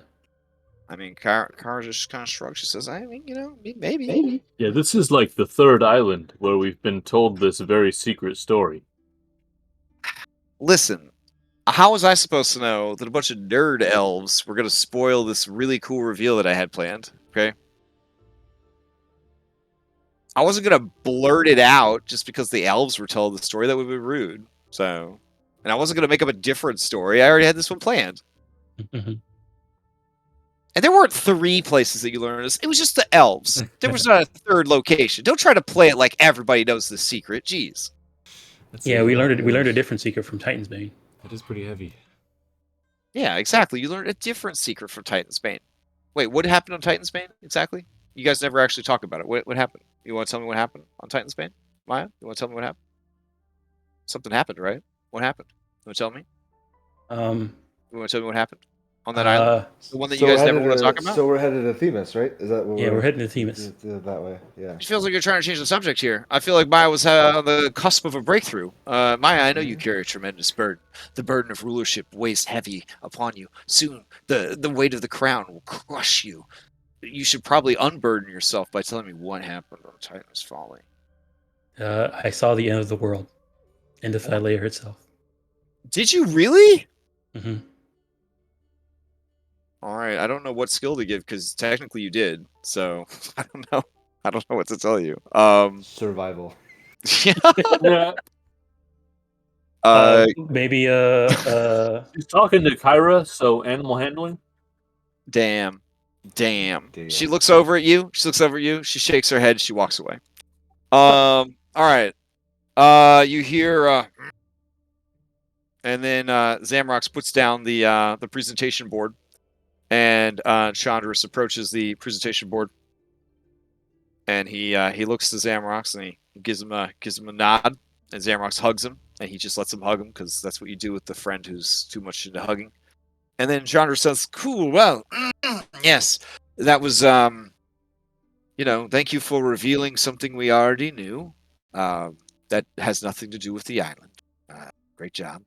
All right. So That was a long the- meeting. Are we done here then? And no, Nim stands up. In their No, pajamas. Nim, no. We usually this is where we get the information about the actual island. No, yeah, this is the part that's important. Oh, we're gonna keep going. Oh, okay. yes, you need to be forewarned is forearmed. Every once in a while, Kyra has some useful information, but I always do. So you do want to listen to this part. All right. Let me direct your attention to this lovely map. Themis, you need to move. Everyone's standing on it. Please get Nim. Oh my goodness. What do you? Who is this person? How did get out of the way? All of you. We can't see cred. Okay.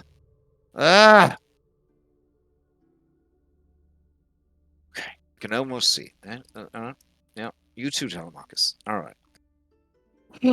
So, the island of Themis. There is one known settlement. It is located here.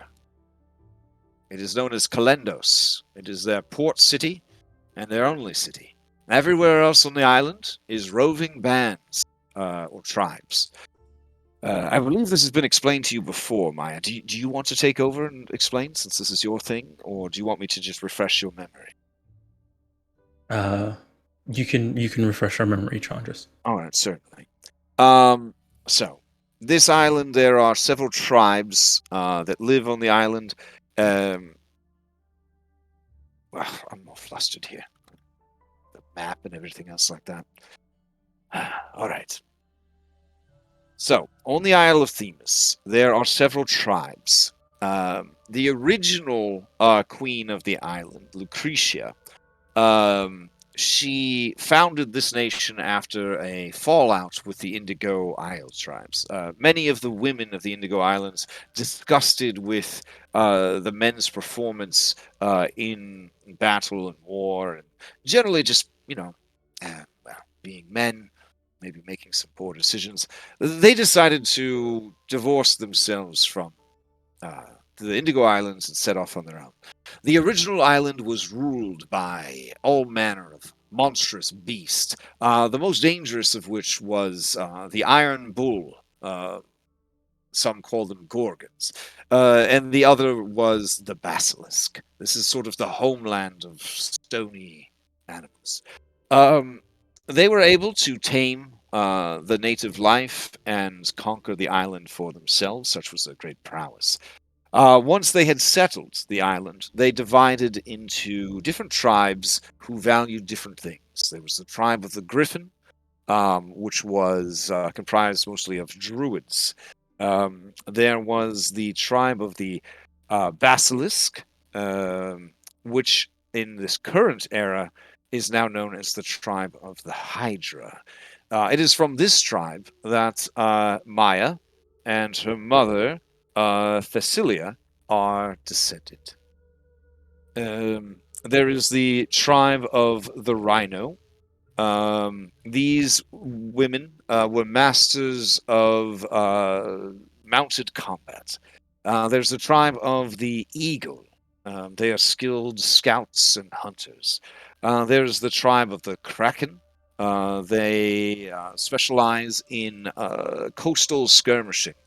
As a nation, Themis never really achieved any naval greatness, but they do have ships, and they do patrol their waters fiercely.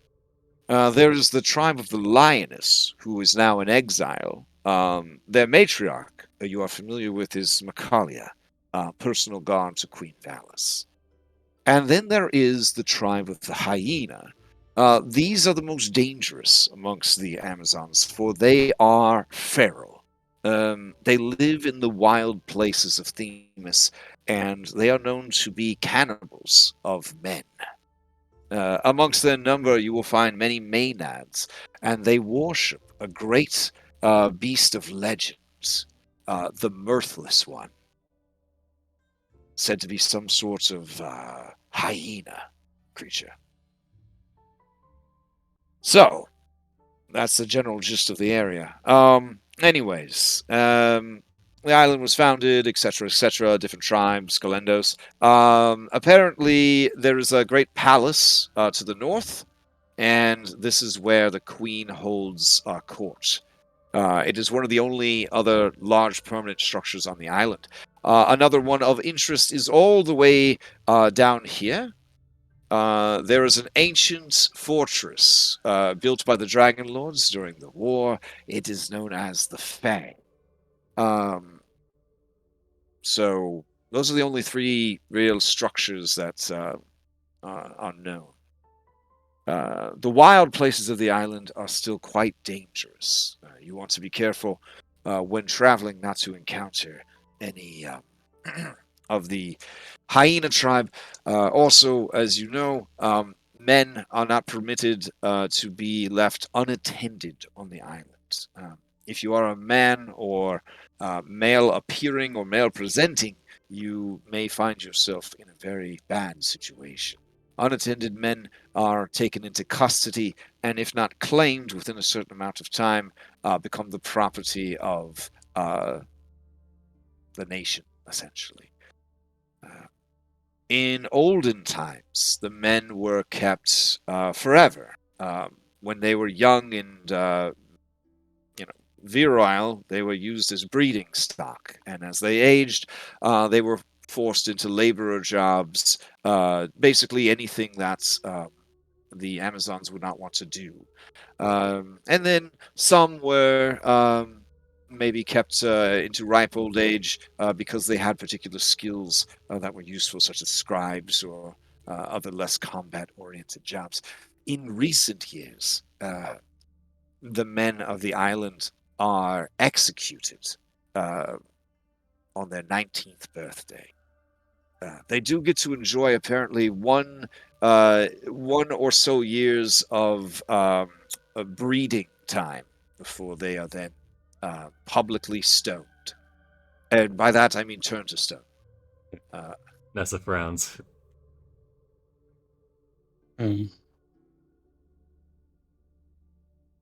So it's a very difficult situation you're going into. And as a man, I do not submit my B team badge for this particular mission. And you see Zamrox cross his arms over his chest, and he says, "All right." Moxena walks up to you, Maya, and she's in the middle of drinking her sports drink. And as she walks up to you, her skin begins to bubble and boil and all that, and she begins to transform. I put out my hands to grab her B team application for this mission. All right. So she transforms using the potion. Didn't we see this on Indigo Island at one point?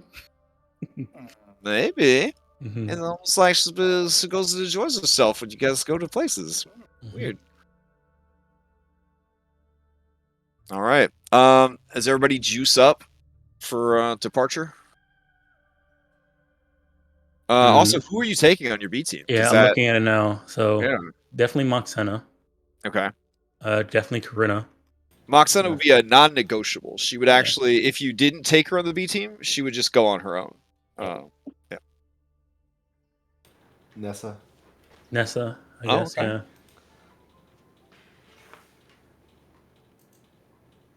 We bring Brianna so she can talk to a probably Corinna, right? You got her. Yeah, Corinna. Yeah, Corinna. Corinna's been waiting her whole life for this moment. Yeah, so definitely Moxena, Corinna, and Nessa. If Nim wasn't asleep, they'd suggest Georgos, just to kill him off and get him out of here. But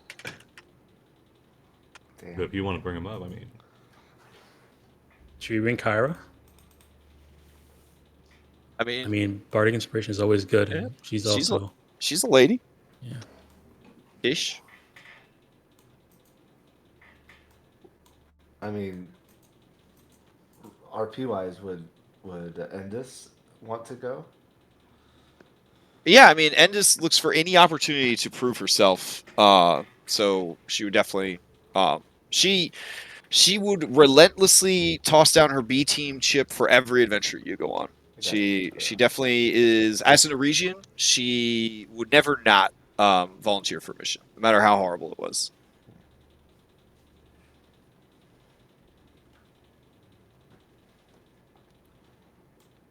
All right, looks like you got 2 spots left. 2 spots. I remember what was the name of the siren that we got from Indigo Island? I forgot her name. That with an H. Yeah, H. Hermina? Was it Hermina? Yeah, Hermina. There it is.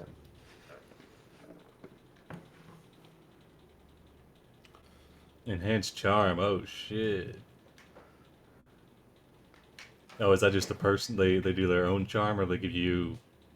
As your action, force a creature within 60 feet to roll against charm-related effects at disadvantage. So if you want to charm, if say Nim wanted to charm somebody, they can give them they can make them have disadvantage on that charm. I think Falana's also a good option as well. Oh, that's true. Yeah. And then I don't remember the elf's name anymore. Liren?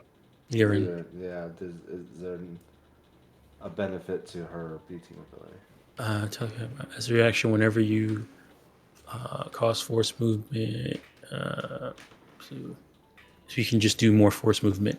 Okay, then yeah. So Falana or Hermina. All right, you want to take Falana? You think there's gonna be some charm stuff going on here?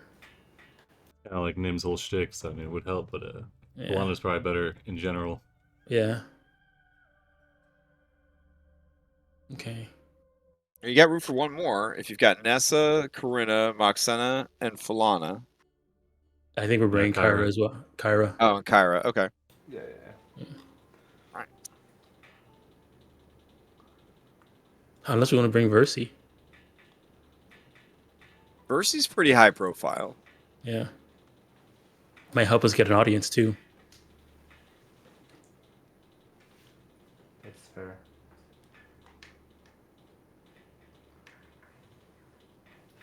Probably wouldn't need Falana if we had Versi at that point, or. Wow, rude. I mean, do we think it would basically offset it, right? Like. The inspiration versus the counter. You could take Falana out. Nim can probably cover that. All right, so you want Versi, huh? I just brought that. I just tossed the idea. It's up to you guys. Okay. Well, this is kind of your deal. I mean. Oh yeah, and I got the people I want to get in there, which is Moxena and Corinna. Andronicus make the decision. Yeah. I have no strong opinion on this. All right, but bring Falana. Yeah, there we go. Yeah. Right. Who? Falana instead of Versi. Falana. Oh, Yeah. okay. All right. All right. That was Ari saying that, not Sibo. Okay. So, all right. Everybody's got to suit up. So this is a combination of regular disguise and magical disguise. Is that what I'm understanding? Or Mm-hmm. okay. All right. So then, let's see. Julian is now Julia.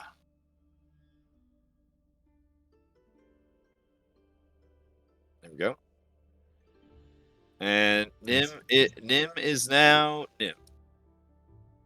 If you wake them up, yeah. Yeah. Okay. And then let's see, Andronikos. Are you just Andronikos, or do you have another name?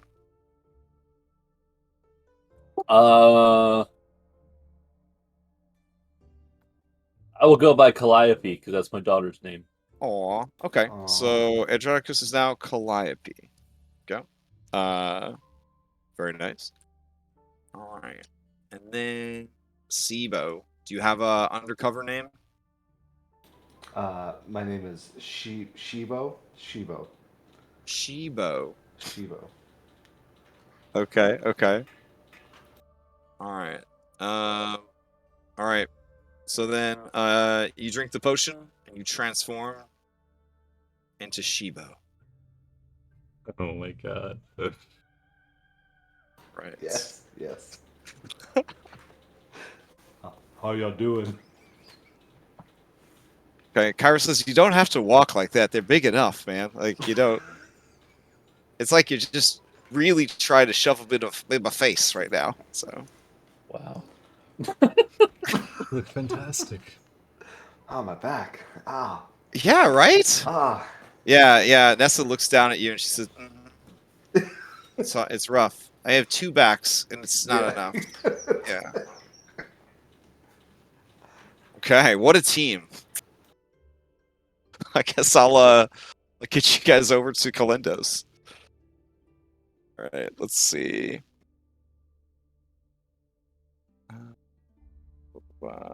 You know, I probably should. I should have sent this as art just in case, because she did say hide my my snakes. Oh yeah. For right now, I'll have my hood on, and I'll send you something over in a second. Oh, okay. Let's see.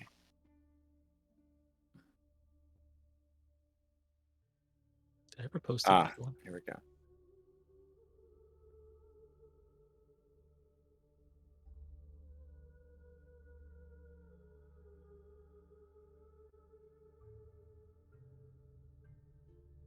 Ooh, I want to hear this. Ooh. All right, cool. Okay.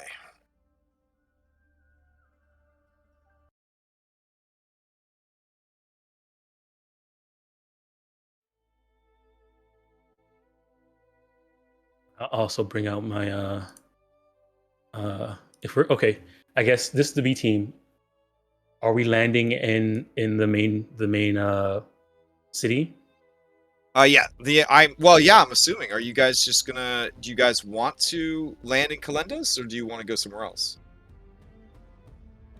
I was thinking because you mentioned that there's a dragon. I guess I would ask Chandris this before we land. That fortress that's supposed to be for the Dragonlords. Do you know if it's occupied? It's long abandoned, as far as I can tell. And then Moxana steps up and says, "It's not long abandoned.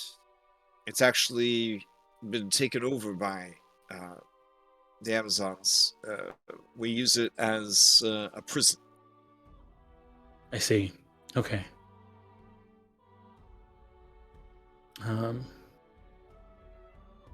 know, and then after saying that, he says, he turns to Moxana and says, "I probably should have asked you first." She smiles and says, "He is the information officer. I understand."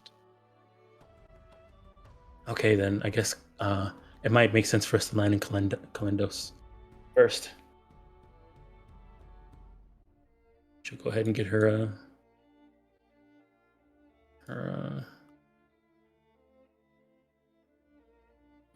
bring him out too. Oh, dang! All right. Let's have him ready. Okay. Have her ready. Oh, I forgot to ask. Would Maya want Sophia to kind of be around her? She's a stim. She does look like a stim fae, right? Yeah. Ooh. Because I could just ask her to be with you and follow any commands you have for her while we're here. Okay.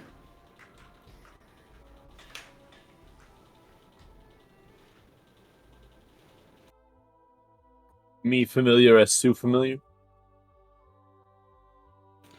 We.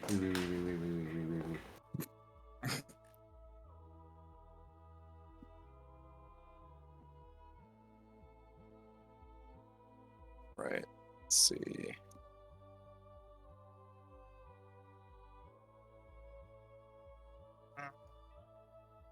Okay, so we are going to Calendos then. Mm-hmm. Go. Nim just looks down at the absolutely packed jolly boat. Well, you have 2 jolly boats. You definitely take both of it. Oh, okay, so. in that case. Yeah, Nim will go to the one. Also, it's a port city, so you could just park your boat there. The question is, do you want to bring the Ultros within sight of the island? Because the Ultros is a pretty famous vessel. I'm sorry. It's the Stormbreaker, but I mean, it's the only ship in the history of this world that's that big, Yeah. that baller. So, yeah. So that is the question. Do you bring the ship within sight, or do you just bring it like you launch the jolly boats and just row all the way in from like way out in the ocean, Hmm. or do you? Yeah, I guess I should turn off the Calendos music because we got to decide. Do you want to be known as you come in? Well, do we How really have anything to hide? I guess. Yeah, we don't have really anything to hide. So other than that, so I guess we'll bring in the ship. I mean, if they know there's a known quantity, they know about the Heroes of Prophecy. They know that. I don't know if they would know that they come see everybody come off of it, and then they see none of the men that are from the Heroes of Prophecy. I don't know if that's a thing, but I don't think. I'm not trying to say that your disguises aren't flawless, but you are known to have a tough athletic Triton, and you're known to have a small bearded halfling. How you doing? You're known to have a sorcerer with beautiful mocha skin. The only one that's really missing is Orin, and then you yourself are a known quantity amongst the heroes. Yeah, so I guess we should be fine. To fit with the theme, do you want me to like hide one of my arms, maybe? No, I think you're fine. Wow. Wow. Yeah, Kyra just shakes her head at you, Nim. So incredibly problematic. I just can't even. Way too soon. Wow. What? Come on, it's been like 2 weeks. Oh, Get over it already. wow. All right. Speaking of which, let me advance the time. 1, 2, 3, 4, 5. All right. So we are going to Calendos as you are parking the ship. All right. Yep. Okay. All right. Chandris will handle all of the docking fees and whatnots, and like try to negotiate all that. He's a fucking Chad. Yeah. It doesn't go well because he's a man. So yeah. Fortunately, Echo is there, and Echo steps in to help. So, all right. All right, heading over to Calendos for reals for real. Here we go. Right. So you guys, it's a little bit of a walk towards the town itself. The port is set up as sort of a immigration station to make sure that no unattended men are getting in or out of the port area. Right. And apparently when I copy pasted you guys, it defaulted you all back to your regular tokens. Oh, disappointing. All right. Hold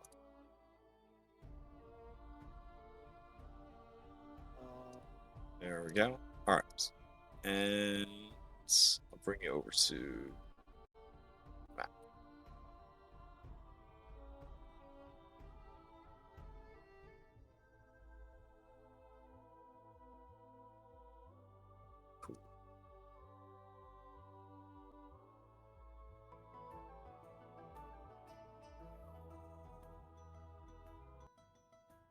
All right.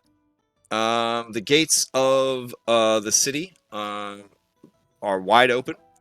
Looking around, you see that there are women of all walks of life, all species, all origins, but they all sort of have the same kind of like dress and mannerisms. You could tell that being an Amazon is not a racial thing; it is a cultural thing. You can see that there are birds everywhere, and amongst those birds are also birds made of metal that constantly fly around. So in modern day terms, there would just be like police drones like everywhere. Just police drones everywhere.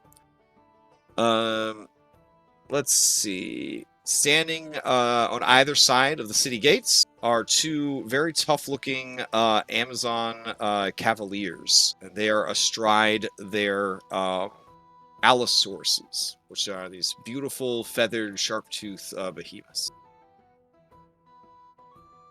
All right. Beyond the city gates, you can hear the stomping of Trihorn Behemoths and the sounds of commerce and laughter and the good times. The good times. All right. Oh, also they have lots of pets. So there are lots of dogs and cats and dimetrodons and monkeys and cute little what are they called? Little velociraptors. They got all kinds of little pets and stuff. They're really into animals. All right. Mhm.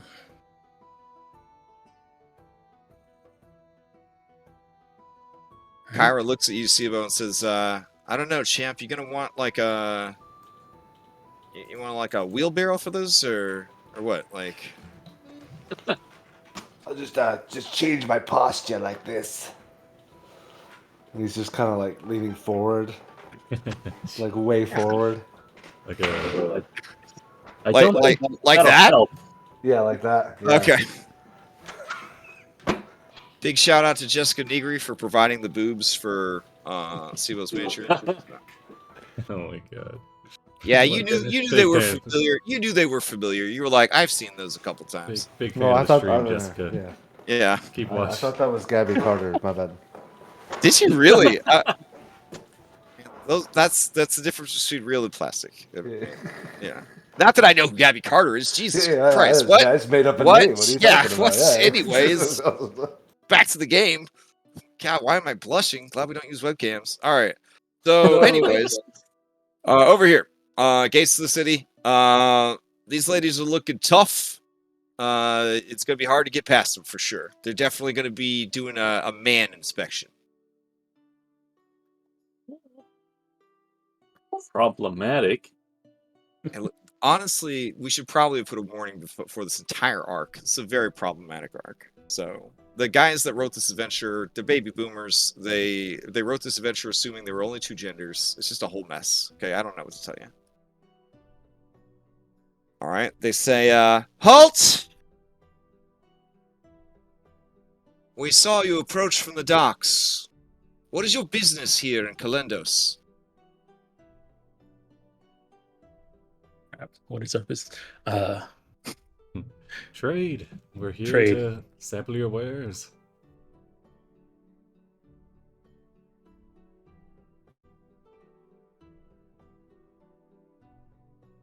Okay. She says, what is it you are trading? Can you show me your mercantile certificates or your papers so I know what to expect? Also, if you are merchants, where is your mercantile goods? I would have You still seem on to- the boat. We've come here to relax after a long journey and to see if we can drum up some interest in what we have. Give me a persuasion. Can I do a deception? Yeah, sure. Because this is bullshit. Seeing as it is all a lie, I feel like Yeah. that's appropriate. Okay. Let's see. Okay, I'm gonna clear chat just so I don't get distracted by Sibo's new artwork. There we go. All right. And she says, makes sense. All right. Do you have any men with you? Is the dinosaur a male? No, it's female. I made Okay. sure I got a female one. Okay. On our ship, where they would Of stay. course. Yeah, your rowers and slaves.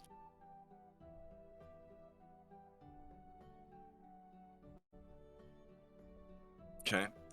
She eyes all of you, one after the other, taking in your measure. She's going to roll against your fame to see if she recognizes you or your boat. Yes. She says, that is an awfully large ship. I can see it clearly all the way from here. If I didn't know any better, I would say that that was the legendary Ultros. Long ago lost, but recently found. You have a keen eye, but actually that is the Stormbreaker. She smiles beneath her helmet and says, precisely. And you must be the heroes of prophecy. Well, My are. understanding was there was only one woman amongst their ranks. Nim Vanna Whites, Maya.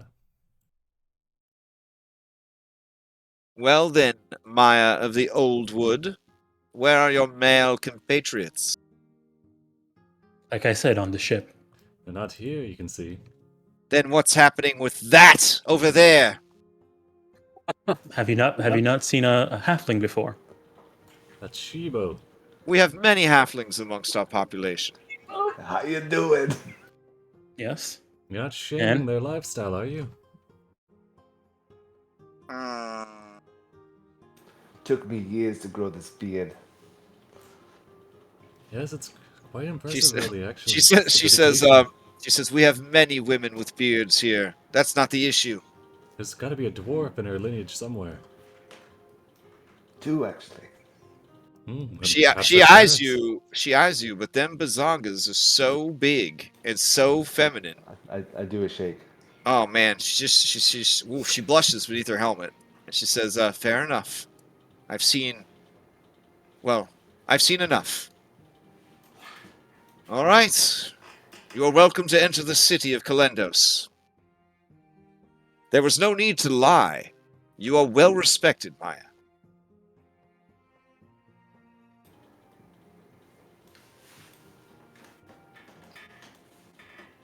I honestly can't keep my eyes off of him.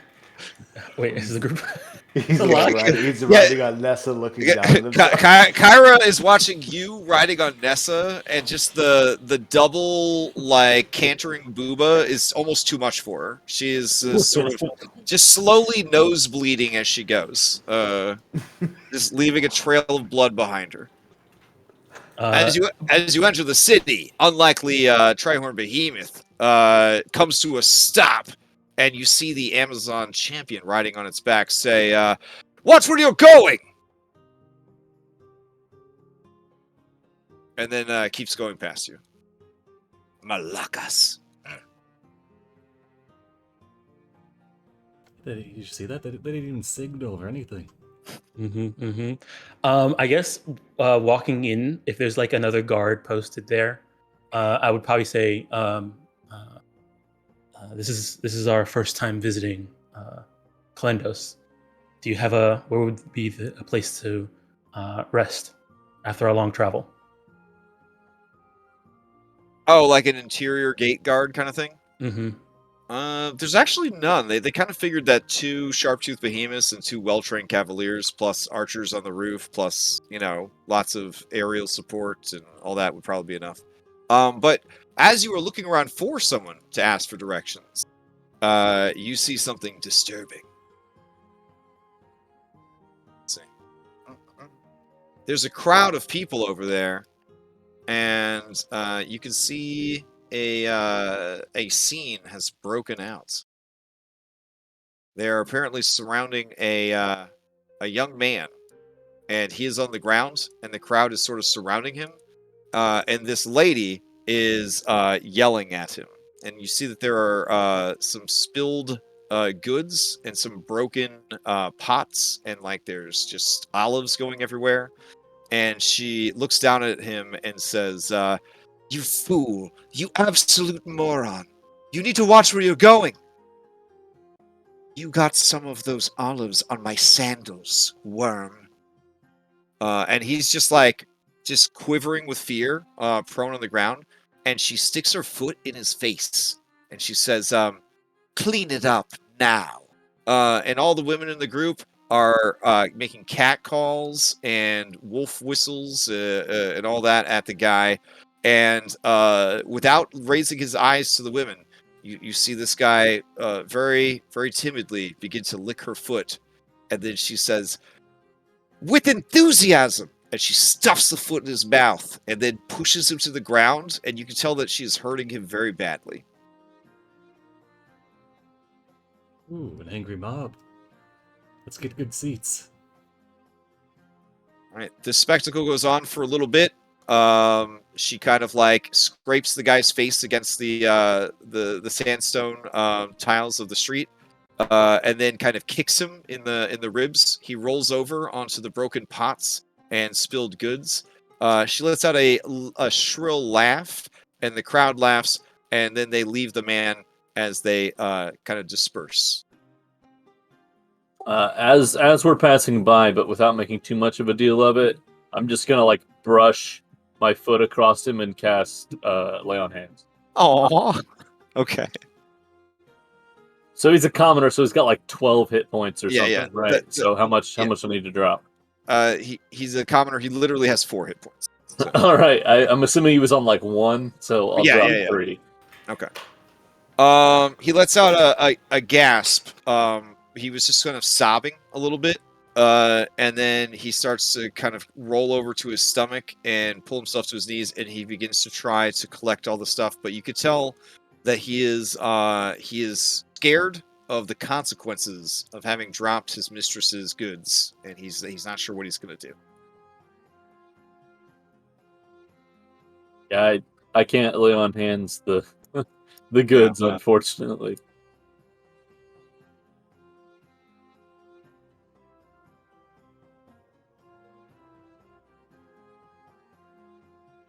All right. You hear this lady. She's talking to this other lady and this guard, and they're pointing over at the man, and they're all laughing.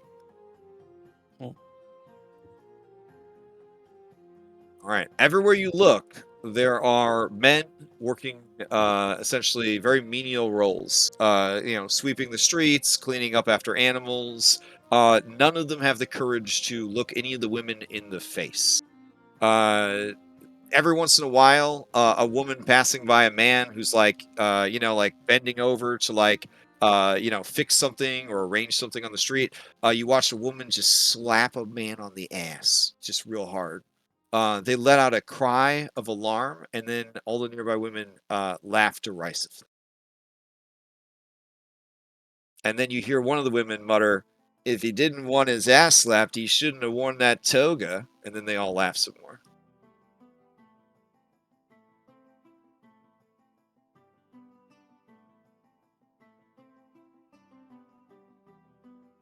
Oh, I suppose this crowd would kind of just move past all you guys. Yeah.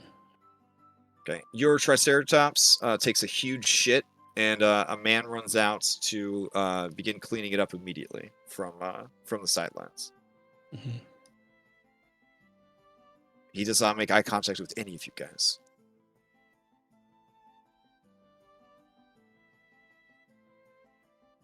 Fun exploring new cultures. Yes. Look at these streets. So clean. All right. So over here is a bit of a marketplace. You can buy like standard goods. This kind of goes over here as well. Breads and meats and cheeses. If you'd like to purchase a domesticated velociraptor, there's a lovely pet shop over here where they sell pets, including velociraptors. A little candy store going on over here. We got like a lot of date-based candies over here. They got a lot of dates here on the island. As far as relationships go, it is your understanding with your cultural training, Maya, that Amazons are polyamorous, but they essentially mate for life. So they will have one partner that they kind of pledge themselves to, and once they never enter another serious relationship again. Like that is, there's one love in your lifetime, essentially, as an Amazon. Okay. Yeah. It is extremely shameful for you to love a man. In an Amazon who enters into a relationship, an actual mutual respect relationship with a man, basically gives up their citizenship at Themis and is exiled. Mm-hmm. There have been, of course, lots of stuff throughout history. There's a play about like an Amazon that fell in love with her manservant and was forbidden love and all that jazz. They both died at the end. Spoiler. So Okay. Nice. Yeah. Okay. Well, I was going to see that later. yeah. And he's still selling like silks or cloths or things like that. Oh yeah, for sure. Yeah. And then we'll go around, kind of exchange a couple drachmae with one of the merchants, and quickly buy like a green kind of scarf for Maya, just like a light silk one, then a blue for Andronicus, I guess a yellow for Sibo, and then red for Julian, and kind of like a lavender for themselves. Oh, like respecting the Power Ranger structure. Yeah, Got exactly. it. Okay. Is this to help conceal your identities since you guys are actually semi-famous at this point? A little bit. Okay, okay. Maybe to it's you see they kind of take more time putting it around Sibo's, his headlights. Okay. Draw a little bit less tension. No. Kyra says, you're doing it wrong. And she covers most of Sibo's face, except for the eyes, and leaves the boobas completely on display. Oh, yeah, there we go. Yeah. Yeah, that checks out. Yep. Yeah. Much better, much better. Got you this as well, and Nim will pass you a cane. Aww. So, as we're like walking through, Oh yeah, go for it. as we're like walking through the streets, and Maya's just gonna like kind of like absorb everything she's just like seeing, kind of getting the feeling of how they're doing it, what they're doing here, and how the culture is set up. Well, other than how badly they're treating the men, yeah, it seems like a pretty nice society. Mhm. Sadly, that seems to, if you're in the right caste system in a caste-based society, it is a very nice society. yeah. Yeah, but In her head, she's trying to think of a way of being able to adjust this, but still keep within the same cultural values. So, over here, you do see that there is a muzzled basilisk. So its eyes actually have like blinders on it or whatever. Yeah. But you see that the Amazon has it sort of on like a leather sort of lead, and it looks like there's some sort of like way that the lead can be pulled to sort of unshutter the eyes of the basilisk. Hmm. Yeah. So Moxena says, I think I told you about this, but in case you forgot, those loyal to the Queen are branded with a mark that renders them immune to petrification effect. Did I tell you about that? No. Oh, yes. Sorry. So generally, if you see anyone with a basilisk, they're more than likely in favor with the Queen. I see. And considering that Maya's mother and the clan that she's from is the Basilisk, now Hydra tribe, does that mean the current queen, which is supposed to be my aunt, is also from that tribe as well? Yes. Basilisk, now Hydra. Okay. All right. So, Moxena, I'm pretty sure you might know. Do you know if there's a place where we can kind of make a kind of like a home base where we can stay for now and figure out our next step, like an inn, or? I mean, there are a few different taverns. There's a few pleasure dens, and there's that's probably the best place to go for just sort of a base of operations. Do I get a vote? I vote Pleasure Den.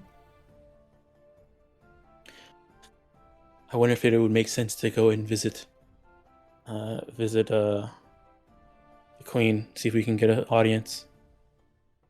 Seeing as that we are the heroes of prophecy and we came here, we leverage that.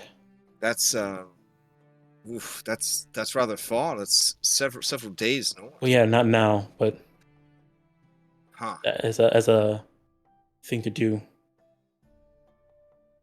Up ahead, you hear this merchant, this basket weaving merchant, talking to this Amazon warrior, and they seem to be discussing the upcoming arena event that is going to be happening. Something, the Twin Peaks, something. the queen will be there. Sibo, I think they're talking about you. Something. Oh my god. And yeah, and then Can I- something. The queen's gonna be there. Something Yala. Hmm. Hmm. That's because the dog feels bad that a man has to clean his poop every time he poops in the street. So Also, Yeah. That's a lie. Or- I or- don't feel bad. because he's still man's best friend. That's Or- right. Orin, Dang. Nim is still pinging his Orin. Oh, whoops! I think I need to change my. Yeah, you gotta learn to move on. Gotta learn to move on. What if I can do that without logging out? Man?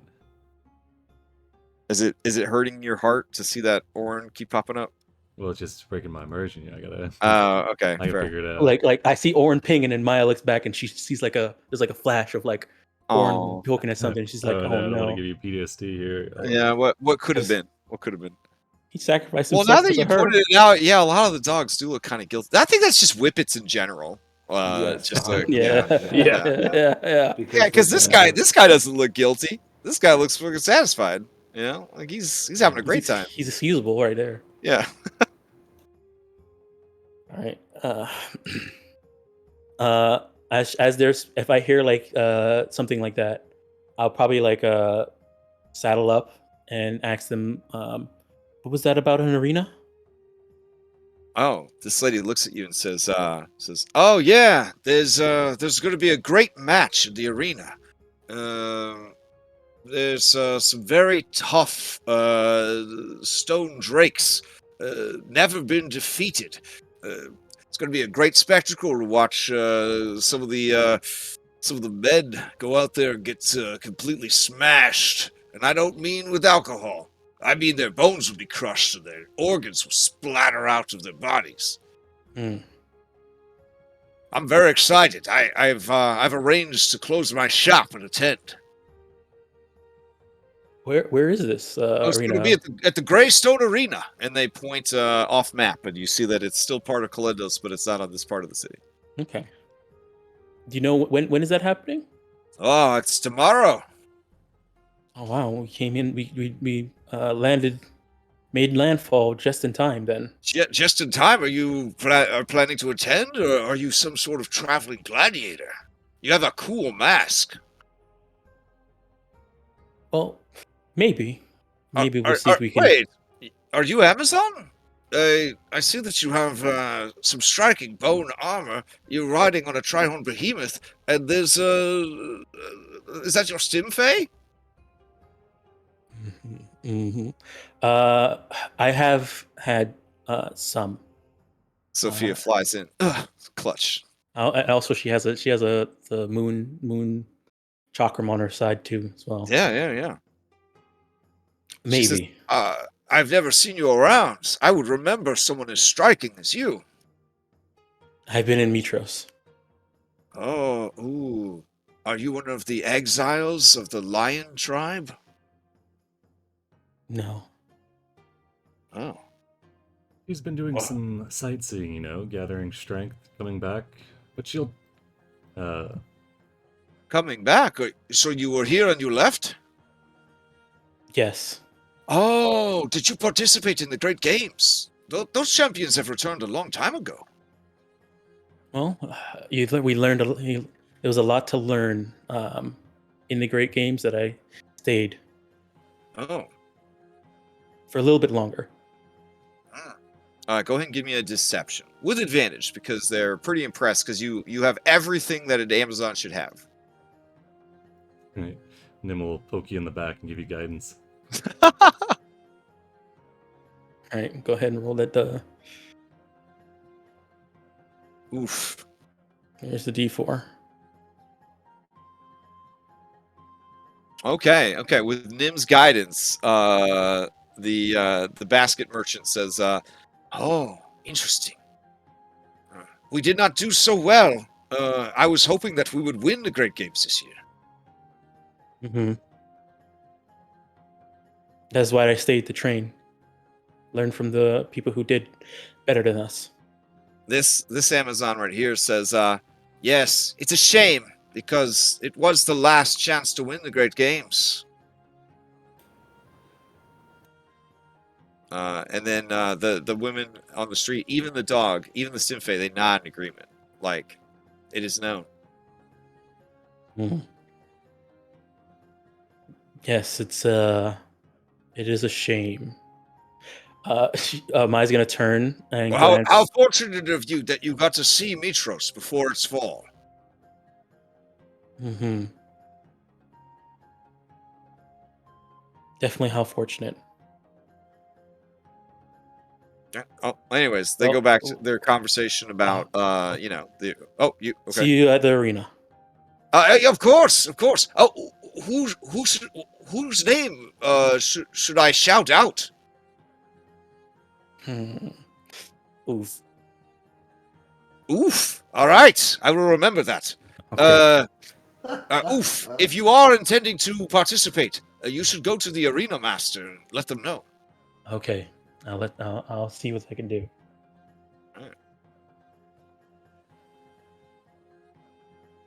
This dog gives you a look, Maya, like you a liar. Nim whispers, I love your pseudonym. Oof. So concise. Honest, like OOC, I was about to say Darian, but I stopped better myself. Yeah, I guess Oof is way better than that. Yeah. They're not expecting much. I mean, one of their champions is literally named Yala. I mean, they're not going too far into naming conventions, I don't think. Mm-hmm. Kyra Right. says, do you think that's the Yala? I'm gonna say probably yeah, right? Because Oh yeah, for sure. we don't too often run into repeat names, right? Not practically never. Repeat. There's Oh, that was hey, Telemachus. sometimes we forget names and okay. So we need to check out the Velociraptor vendor next, right? I mean, if you guys want to, it's up to you. We do have a little bit of time before the arena, but we should probably, if we're gonna go and see this arena and maybe participate, we probably should go ahead and learn what we can before we, make base. A fighting pit. You've already selected your roster for this, right? Well, I'm not sure I'm going to be taking part in it just yet. Be a good way to get an audience with the queen. It could. That's what I want to find out. I'd be rooting for you. Nim gives you a Greek thumbs up.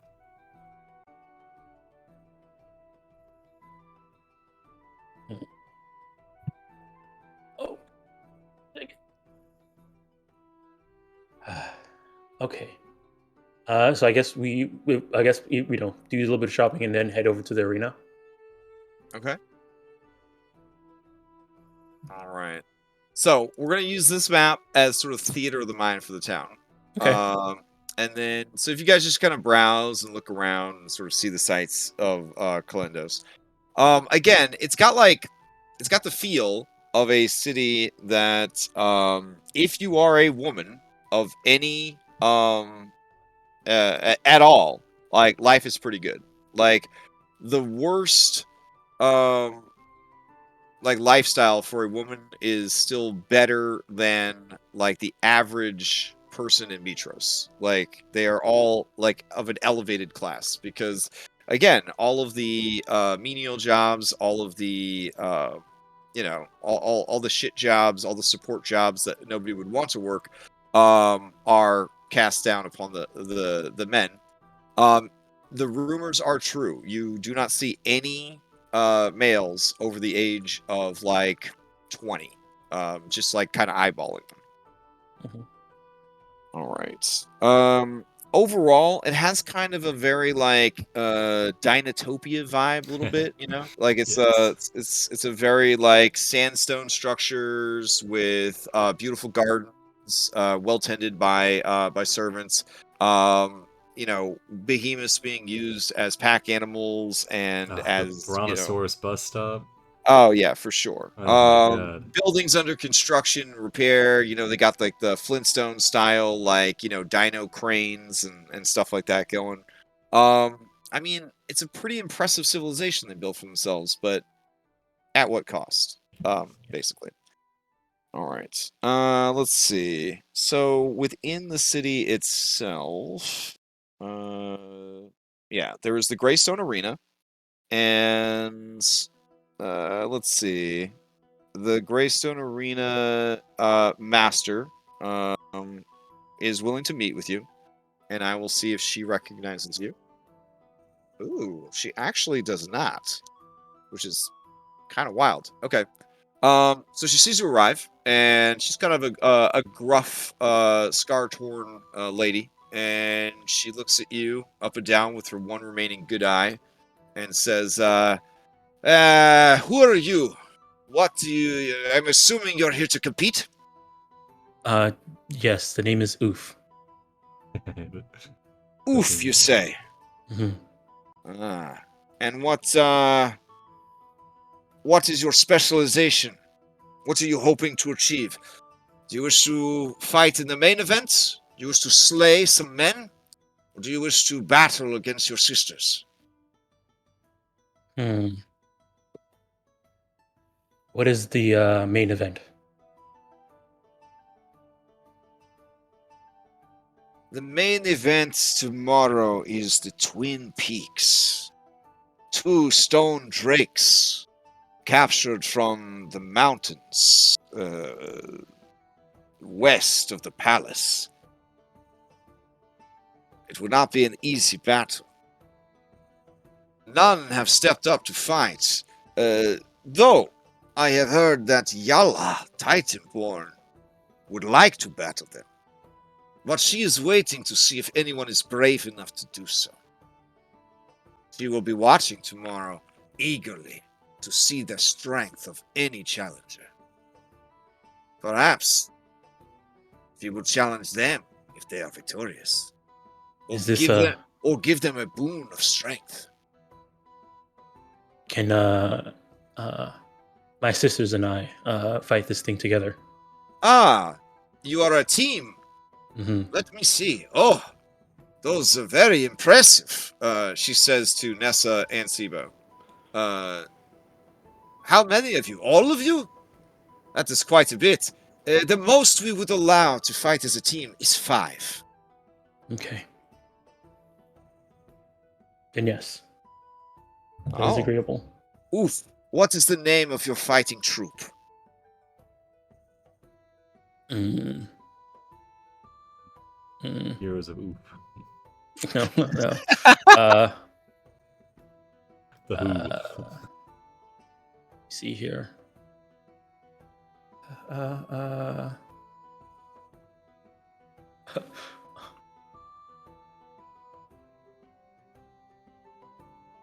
was gonna say Eleven Thunder, but If you want, that's fine. This is the Maya arc. yeah, I know. I'm trying to think what Maya would say, not Dom. Oh. I mean, our storm is called our ship is called the fucking Stormbreaker. It would be on brand. The Grapes of Wrath.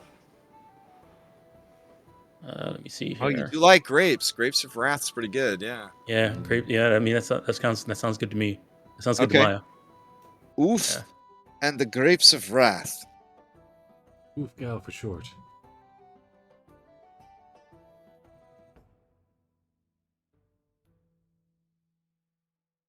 You must be here first thing in the morning. 7 a.m. See, okay. And oh, I suppose I should ask, amongst your number, are there any spellcasters? Well, I do cast some spells as well. Respectfully, you must know, if any civilians are injured by your spells, you will be held liable. Please Understood. use discretion in the spells that you use in the arena.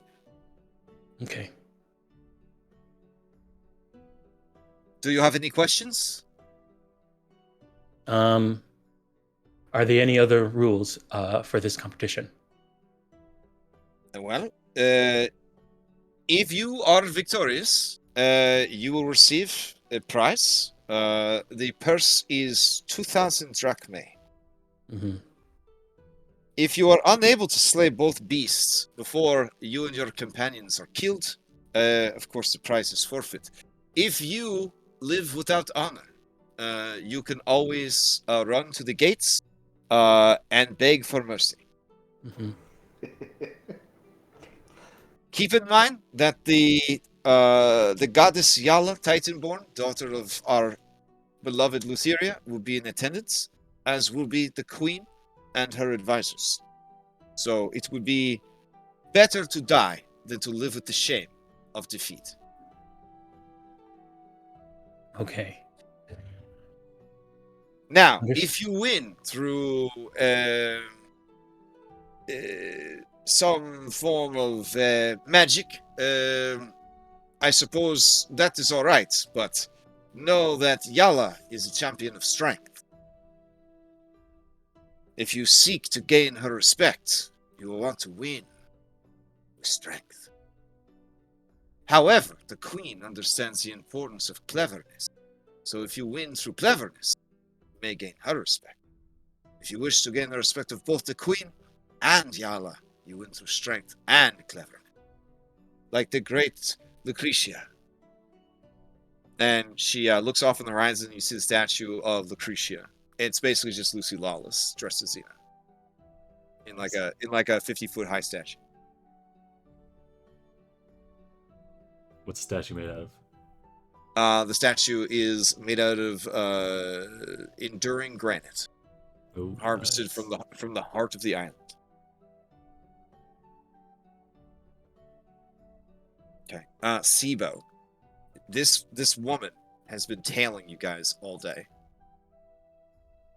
She has luminous green eyes, a very cool septum piercing, and some ragged ass scars all over her face. She looks cool as shit. I think Sibo's AFK. Sibo, I have picked the wrong person to tell them that. Okay, my bad. Andronikos, same thing. You notice this person's been following you all day. Everywhere you go, they happen to be talking to a merchant or looking at when did I goods. start noticing that? Oh Like gosh. ever since we first arrived, or Give me a history check to see if you could recollect when you first noticed it. Oh wow, well done. They have been watching you since you came in the front gates. Originally, they were over here in front of the. Let's see, what's this building called?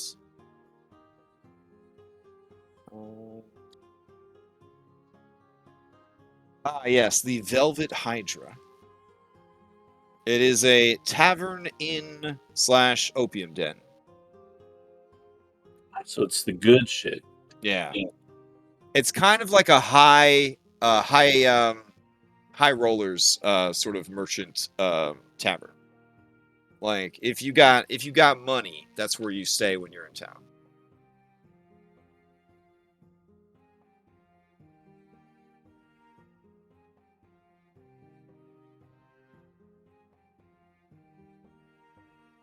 All right. Do you indicate that you know that they're doing this, or do you just kind of pretend that you don't see them following?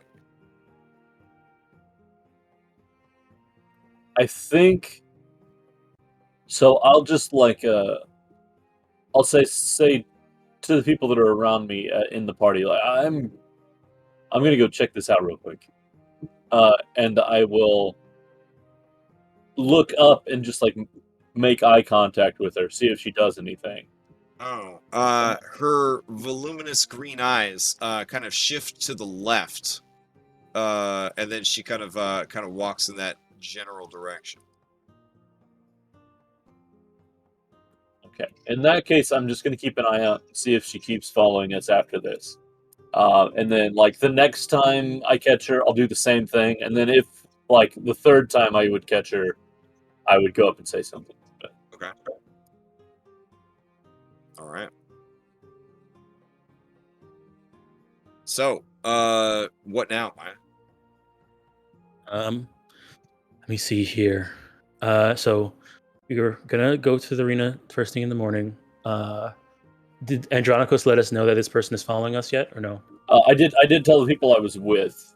So assuming you weren't like distracted by something else, then you would know as well. Okay. I'll let. So okay, let's see here. Let's see what else is there in the city. I guess the thing here would be. I guess honestly, it would be just kind of explore the city, kind of see what this person who's following us is about while we're exploring the rest of this place to kill some time before we find a place to go to sleep before the arena fight tomorrow. One thing I do want to do is maybe have some time to find out what stone drakes are and learn about them a little bit. Okay. Yeah, that might be good. Right. Let's see.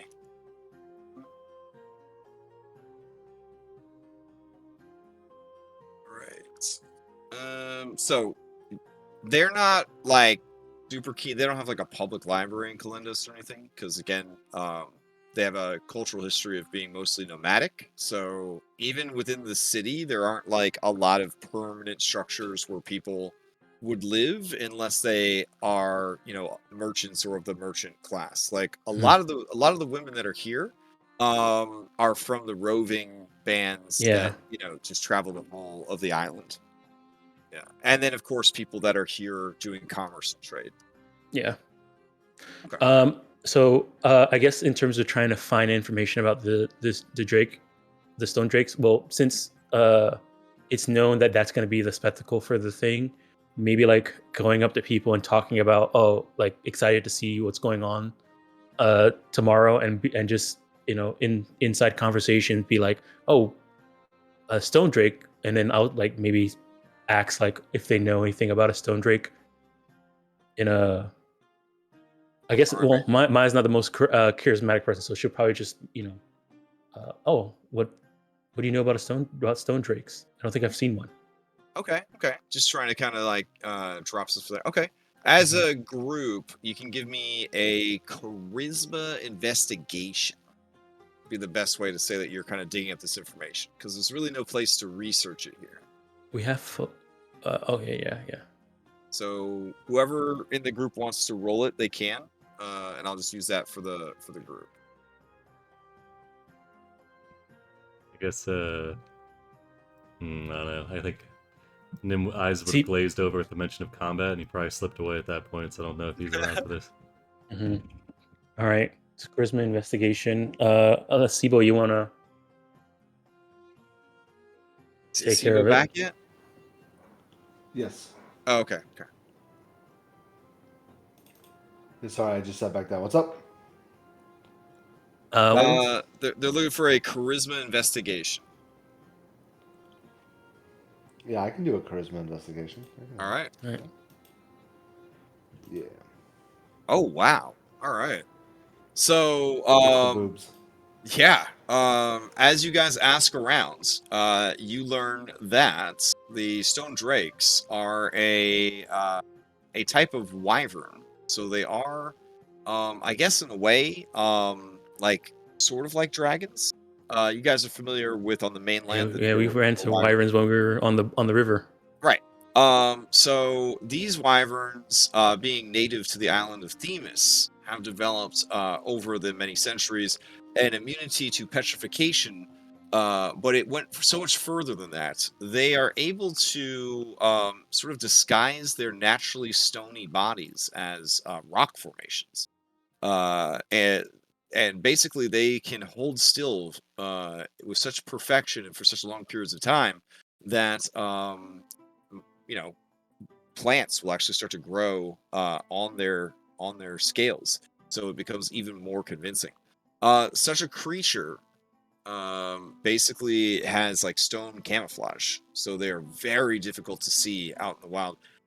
They also, in addition to being able to fly, have a burrowing speed as well. They're kind of able to dig beneath the earth to sort of forage for food and to ambush their prey. As far as flying goes, they are slow and clumsy flyers. They basically just fly if they need to, but they certainly don't like to. It's very draining for their bodies. Diablo situation in our hands here. They like to use their beefy bodies to just run down prey, like literally what's just run them down. Monster Hunter monster that's just all rock. And they like to smash things with their bodies. A lot of just like Me I'm too. big and I hit you. They don't really go in for like the normal wyvern like biting and stuff like that. And they don't have a tail sting. They do, however, have a lot of weird gases that build up in their body based on their weird mineral and plant and meat diet. They're like super omnivores, eating a weird collection of things. Therefore, they are able to produce 3 types of gases from their bodies: a poisonous gas, a flammable gas, and a gas that is said to make their prey or creatures that they don't want to deal with fall asleep. Okay. All right. All right. Nice. You get the feeling that physical attacks against the creature are not going to do so well, just because they probably have an incredibly high armor class. Okay. Yep. How's the arena laid out? Like, are they going to be able to camouflage themselves because the arena has rock formations in it? I mean, they wouldn't put it past the place to do that. To have some like fake stones in there. Okay. Not fake stones, but real stones, so that they can Yeah. kind of So until they strike, you don't know which is which, sort of thing. Right. Okay. You've also heard that the floor of the arena is sand, so it'd be very easy for a burrowing creature to kind of get around. Okay. Another creature native to Themis. Themis was kind of like the Australia of this campaign setting. Just whatever the fuck they wanted to add to Greek. Is the land shark. Yes. Yeah. Mhm. So As long as it's not a street shark. the land shark is a very popular thing to fight in the arena. All right. Yeah. Their favorite thing in the arena is, of course, just to watch men fight monsters and get just horribly ripped apart by monsters. That's one of their favorite things, because they like monsters a lot more than men. So any men that have been accused of any sort of crime are generally publicly executed by having to fight monsters that they have no chance of defeating. So men who live a good life, they enjoy like roughly like 1 to 2 years of very frequent hot sex, and then they are publicly turned into statues. Which they actually, as a statue, retain some form of consciousness and are sort of trapped in an eternal stasis. Is there a place where they keep all these statues? They are many of them are sold to collectors. It's sort of an export situation. Mm-hmm. And then some of them are kept by wealthier Amazons. And then many of them end up at the palace. But most of them are actually just fed to the basilisk, because basilisk loves stoned meat. Mm-hmm. So. Okay. And with that investigation, Sibo, I would say you could probably chain it into who likes to buy these stoned men. Yeah. So someone named Hexia Mm. is a big fan of buying stone. Someone named Hexia. Yeah. You know, someone... I mean, it's not like names come up too often. right. Mm-hmm. Yeah. Probably just a coincidence. You sure it's the same Hexia? I mean, I don't know. So it's probably just a coincidence. Nim's not even here. He's over looking, checking out the velociraptor. Nim, do you want to buy a domesticated velociraptor? How many would it? They'd ask the shopkeep. About how many of these would you need to eat roughly 300 to 400 pounds of rotting flesh? They think real hard and they say, "Oh, these fine creatures are domesticated. They need you to feed them." So less piranha, more lapdog. Oh yes, they're very affectionate. Hmm. And then he starts to walk away. Just do not keep them around babies. We've had too many accidents. I'll keep that in mind, but thank you. And yeah, then we'll just keep it. Okay.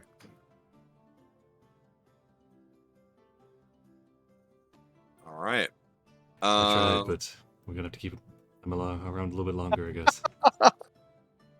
But I feel like Nim is just trying to.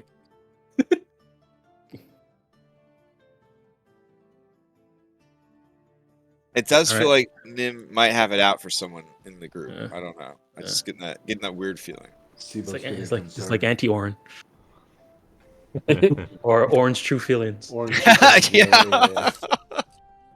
All that was left behind when Lutheria took away Orin was Orin's distaste for Georgos. We got a person here who doesn't like staying up and planning, and then is trying to get rid of Georgos. Wow. That's called excellent role playing. Mhm. It already feels like Orin's gone forever. So all right. All right. Okay. She'll turn to the rest of the group and says, I think we know we know what we're up against. I think, and have you seen that other person following us around anymore, Andronikos? Yeah, now they're following you from the rooftops. Yes, but they're being sneakier about it now. Somebody following us.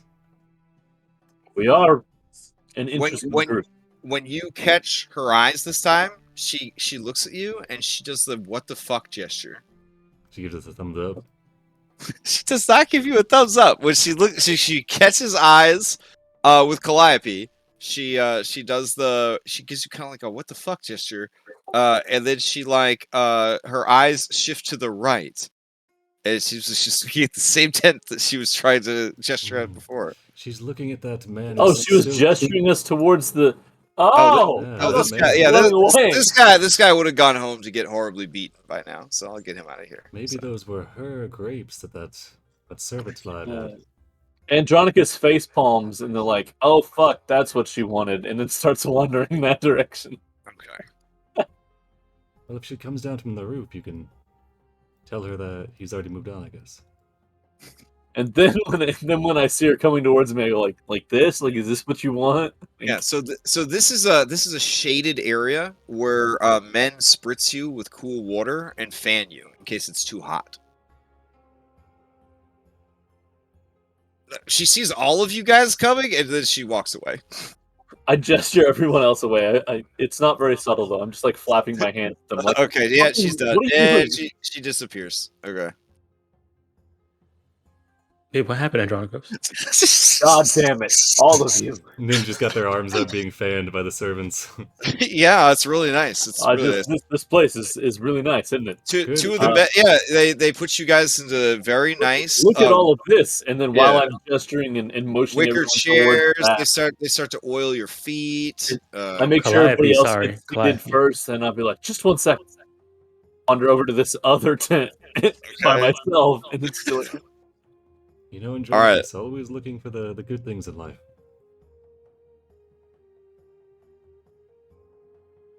Okay, you can tell that the men want to tell Maya, please don't bring that dinosaur into this tent, but they are afraid to say that. Okay, they seem relieved as you don't trample down their tent with your dinosaur. Yeah, I was just U-turning so that they're pointing in the right direction. For It's when, got a wide radius.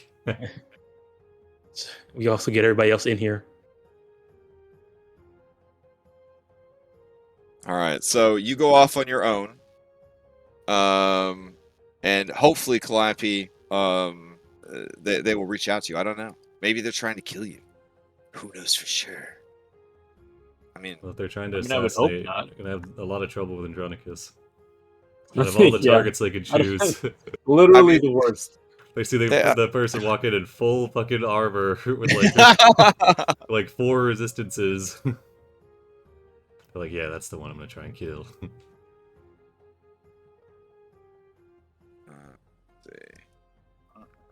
all right. Some time passes, and this tent that you're at right here is it's a juice bar. They sell juice. The woman there, she approaches the counter, and she says, Triton, I do not see many of your kind. This is such an arid and dry place. You definitely need a refreshment. Hmm? That's why I'm here. Ah, Say constantly looking around, not paying attention to what's in there. looking at those muscles, I know exactly what you would like. One moment. And then she yells at her staff, and the boys working in the juice bar. They go about the task of preparing a drink. She says that will be 1 drachma. And you see that there is a very cool wooden bowl, and it has very chunky milk in it, and there seems to be some seasoning sprinkled on top of it. Thank you. I will pass over the drachma. Look at the 7 drachma, which is the only thing I have left in my personal funds now. All right. Sigh a little bit, and then look around and see if I can find this person. Okay. All right. You see, down the street a ways, the woman, and she looks very frustrated with you, and she motions for you to follow her. Siba walks over to. No kidding.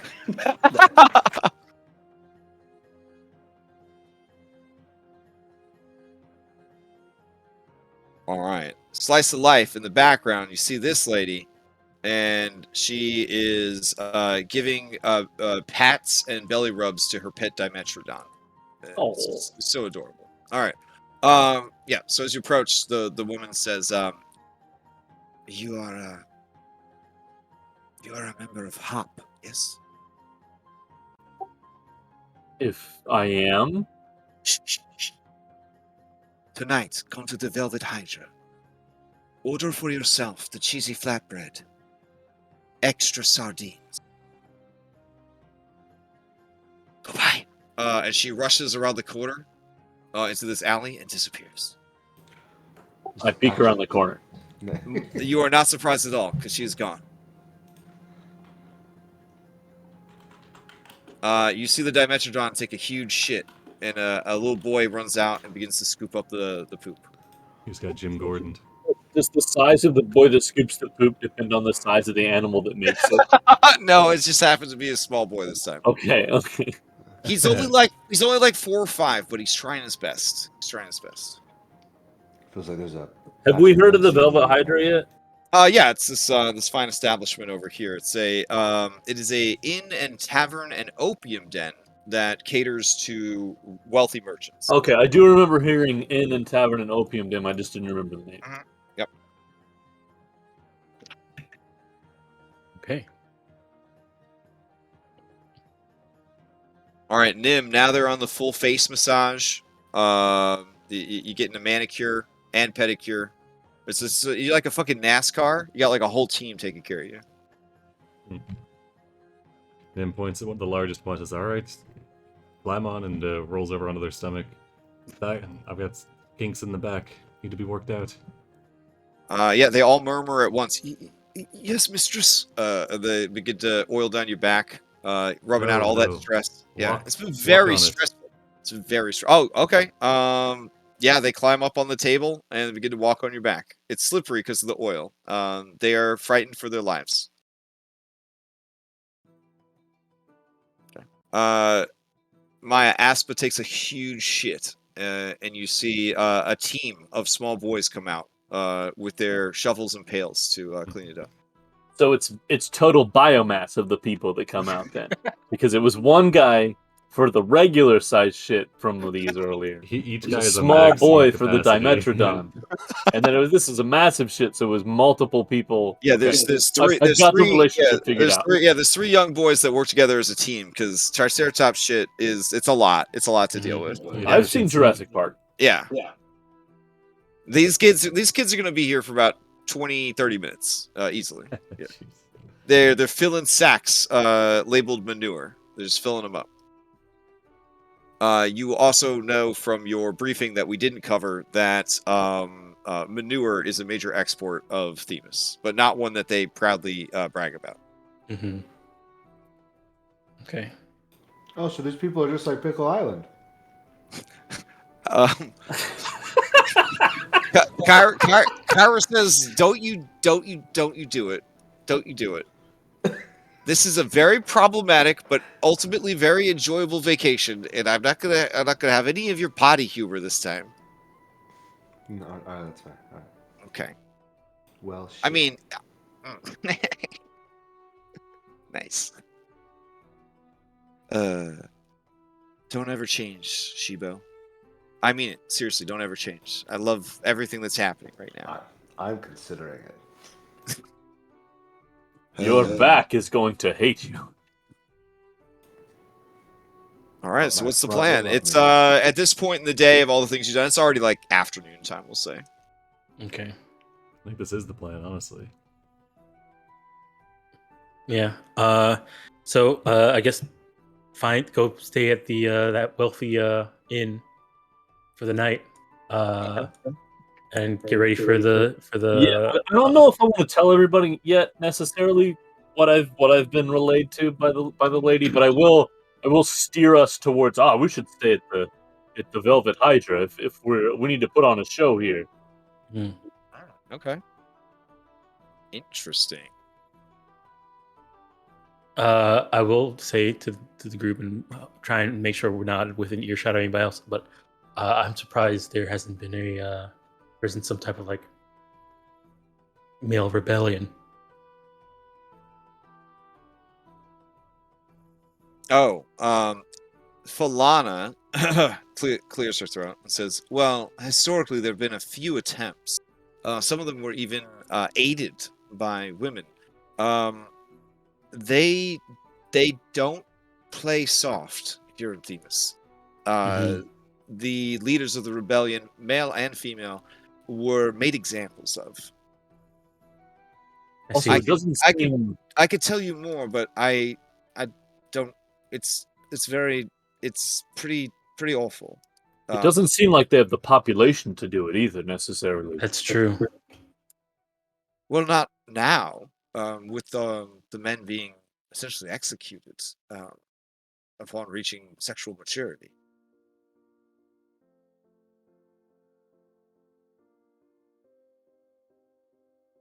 It seems honestly that they keep them mostly as laborers and then as breeding stock, and then they're done with them. Mm-hmm. Likely, because they're trying to keep. Likely, it's the easiest way to keep a future rebellion from happening. Honestly. Yes.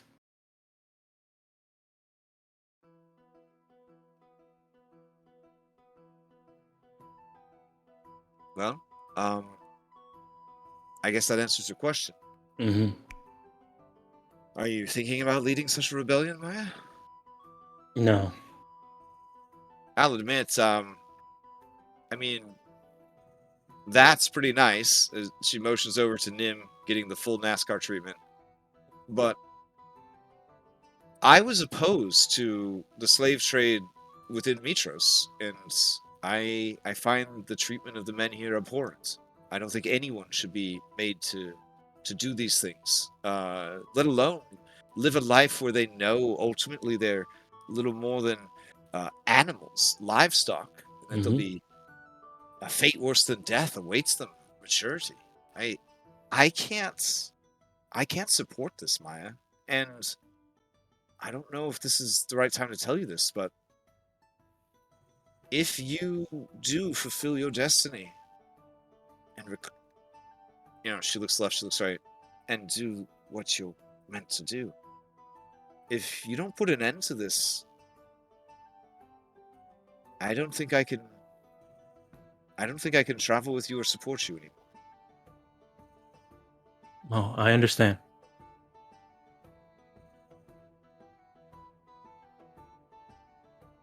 Sheepin here does have to change. Moxena looks amused by Fallon's comments and turns to you and says, "You don't need to do anything this woman says. She's obviously had a very blessed life and never had to feel the scorn or mistreatment of a man, never the inequity, never seen the brutality of man. We have, and we remember. Maya, this is a paradise. Your paradise. Waiting for you to reclaim it. This is hundreds of years of tradition.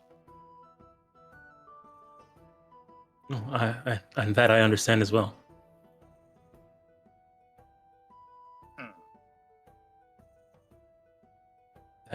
That tradition can stay and change at the same time. All right.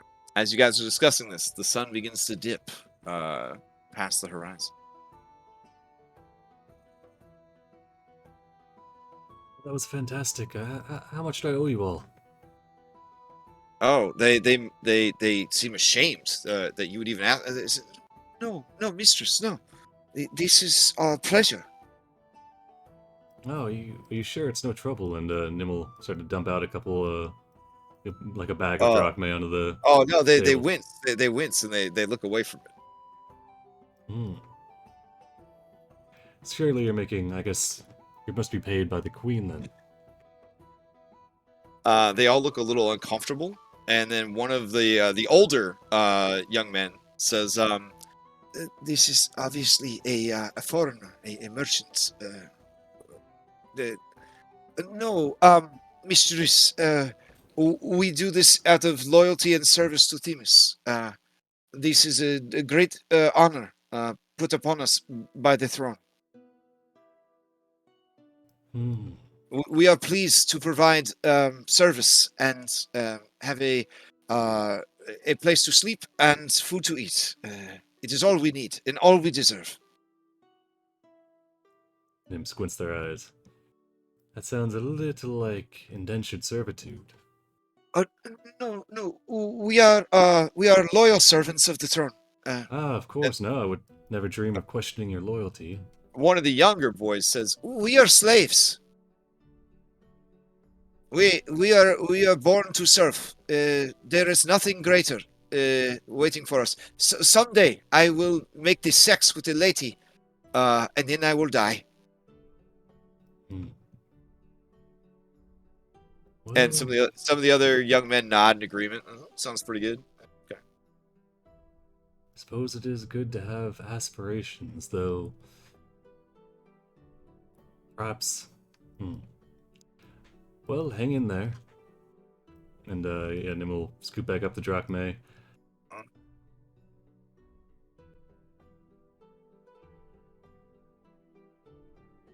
Let's see. Anything I can really do here? Kyra turns to all of you and says, "Hey, listen, as your manager, if we're going to this Velvet Hydra, what's the hops? What's our public image on narcotics?" And she kind of side eyes Nessa when she says that. Shiva looks intrigued. I see. Okay. Sweet. I'm surprised you're asking now.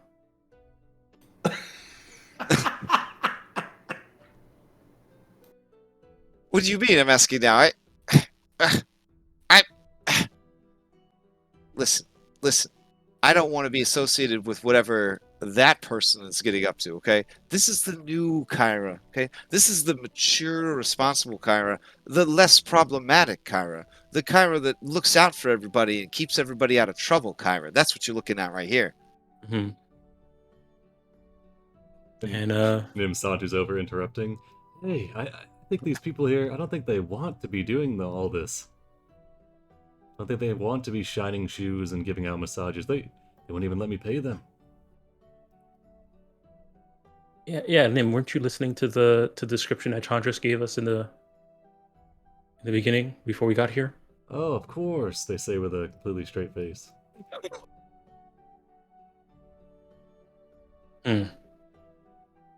Okay, well, then you know what's going on. It's a half-hearted lie. Yeah. They'll just they won't even. I rescind that deception check. I mean, I feel like Maya probably get it. It wasn't asleep, for sure. Okay, I was. What's going on here? Seems like Yeah, the men here are treated as slaves, second class citizens of Themis. They've got no choice. No. Thought it was just some sort of kink thing. Mm-mm. Well, at the very least, when you do what you're gonna do, you should probably get some sort of safe word set up. Maybe start paying them. I have some ideas of how to reconcile this, and while still keeping within Amazon tradition. I mean, for now though, while it's free, you should at least try out the cucumber passage. I mean, it's to die for. I'd rather not take off my hood. Good point. I'm not sure if the snakes would eat the cucumbers or.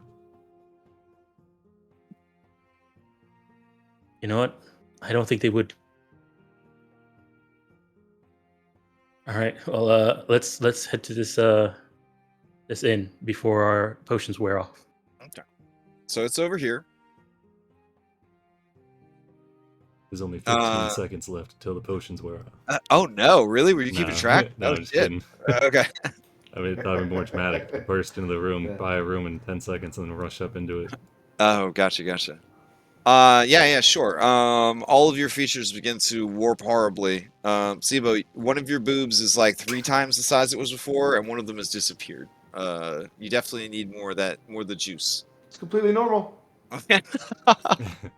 To go by the pink. Nessa's excitedly explaining to you about the medicinal benefits of opium on the way to the place. So Yeah, really, it should be legal. yeah, she tells you that that big magical healing industry is trying to shut down all the natural remedies that non-magic people rely on, et cetera, et cetera. So Boop, PSA, we do not believe this. right. What? Yeah, what? okay. Okay, all right. Let's see. So as you guys enter the Velvet Hydra, I don't have a cool map for it, I'm sorry. But yeah, as you guys enter, you see that there is a large common area. There is a sort of a stage. There are some male dancers. They are dressed very provocatively and doing some like belly dancing. Little bit of helicopter going on over there. There is a nice beefy like innkeeper, and you can tell that she runs a tight shift, and as she sees you, her eyes open wide with the promise of coin. She approaches you in 3 mighty strides. Oh, also worth mentioning, she's a Minotaur. As she approaches you, she says, "Oh, what do I have here? This looks like." She rolls a fame check. If I didn't know any better. No. Well, I'm sorry, but at first you had the same sort of composition as the heroes of prophecy. Can you believe that? Because there's a blue one and there's a small yellow one. But that's impossible. Are you all right, small yellow one? We do get that. We get that all the time. Are you here for the night? For entertainment? Do you need some food? Would you like a room? How many rooms would you like? Yes. What can I do for you? I think we'll go with all of the above. Excellent. There are many of you. How many rooms can I put you down for? How about 4? Yeah, 4 seems right. Excellent. That is 20 drachmae per room for the night. That will include dinner and entertainment. Okay. But isn't there around 9 of us though? We're not sharing a room, are we? Oh yes. Would you like separate rooms? Oh, even better. Ha ha. Do I have so many rooms left? Let me see. I do have 3 singles left. There would be an extra That would be an extra 30 drachmae. That would put your total at 110 drachmae. It sounds fine to me. Go ahead and Uh-huh. start a tab Hey. for us then. Excellent. What should I put the tab under? Oof. Put it under the Grapes of Wrath. Oh, the Grapes of Wrath. I think one of my boys told me that the Grapes of Wrath. You're gladiators then. Well, some of us. Yeah, some of us. Udina keeps her ears to the ground, and she waggles her ears. You know how cows do? It's so cute. Mhm, She waggles her ears. I have many boys all over the city that bring me information.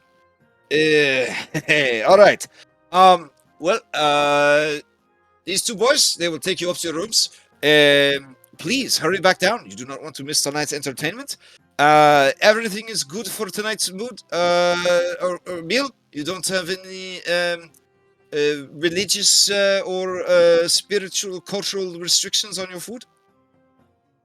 We had some lizards come in last week. Apparently, they are starting to go out into the world again. And they were very specific. Only meat on the menu for them. I don't think we're quite so restricted. It was funny. They actually offered to pay me to cook one of the boys.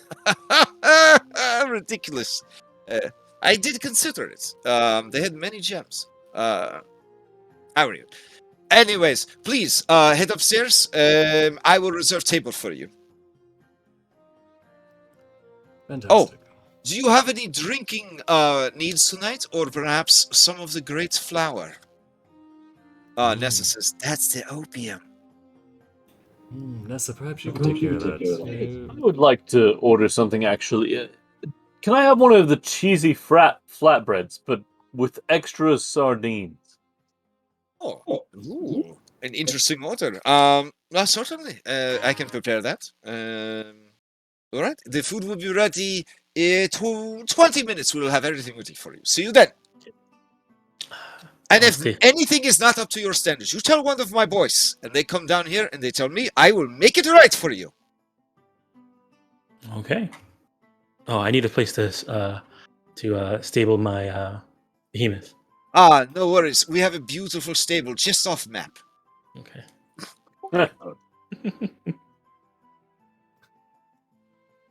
All right.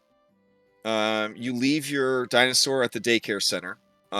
It seems to have found a friend, an Allosaurus. They're playing nicely together. Would you like to ride your bicycle around town a few times to see what happens, or no? Okay, there's a Pokemon. All right. I'm gonna have I mean, hey, we want some more behemoths on our, If only it was so easy. All right. Let's go run in the corner over here. Yeah, the rooms are really nice. The young boys, they are adorable. One of them is missing his 2 front teeth. The other one never stops picking his nose and pulling at his loincloth. They are very talkative, and they actually seem much happier than any of the other men or males that you have encountered. One of them is extra small. It seems to be a halfling child. You thought maybe it was a baby at first, but it's actually just a very small proportioned child. And they say, oh, mistresses, I hope you have a wonderful time staying at the Velvet Hydra. I cannot wait to show you your rooms. And they lead you upstairs, and the rooms are magnificent. This is like almost as good as the Palace of Mitros.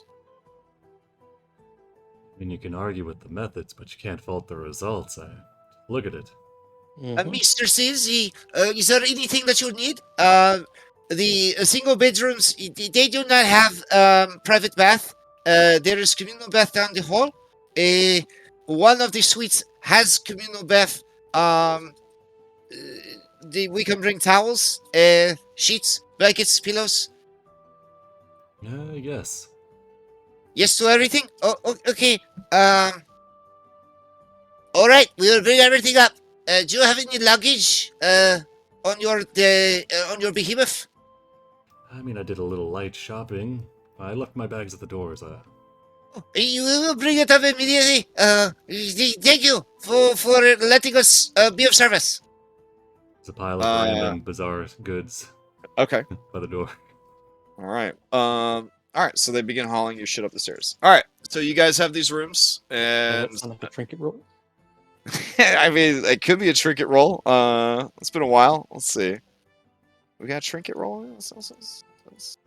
Oh shit! There it is. Okay. There we go.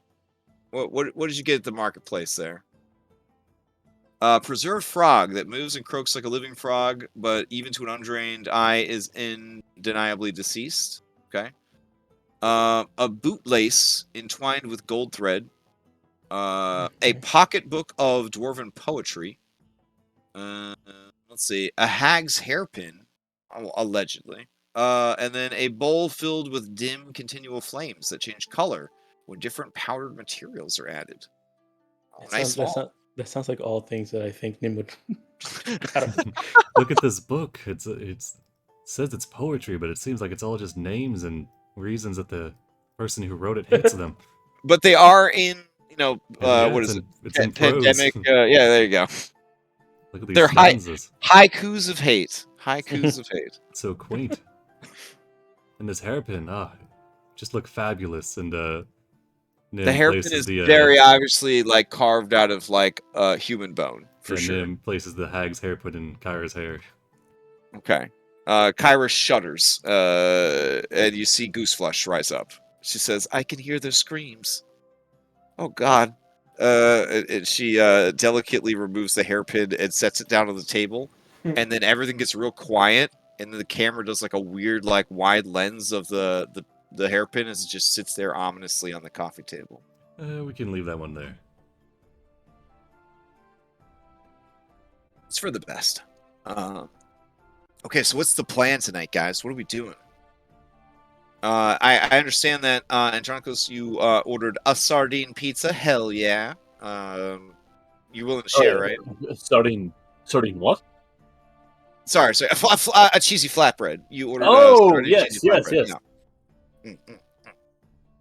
You are willing to share, though, right? I'm not sure. You're not. I guess it really depends on how big it is. Oh wait, Yeah. They said it's like free food. Do you think that means one item off the menu? Oh no, you don't think this is a tapas restaurant, do you? It could be. I don't really like having to share my food. I like getting to share your food, but I like to reserve the option to not share my food. I just feel like at a tapas place, you don't really have that, Well, the trick Like is just to Like ignore- Valis got us to go to a tapas restaurant once, and she didn't tell us it was a tapas restaurant, and so Pi and I, we ordered like all this food that we wanted to eat, and then we had to share it with everyone. Oh, it was just a disaster. Pi was so mad, he basically almost flipped the table and destroyed the restaurant. It was just a whole thing, and people were upset because it's like gods eating at their restaurant, and like they've displeased the gods, and they thought we were going to get smited and all that.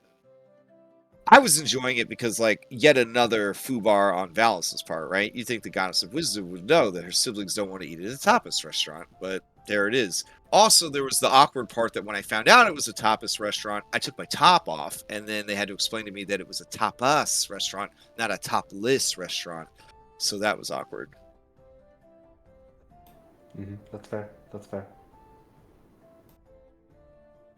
I'm gonna go be in the bats. Okay. All right. There are late teen men there, and they offer to wash you and scrub you and perfume you and basically treat you like royalty. Yeah. All right.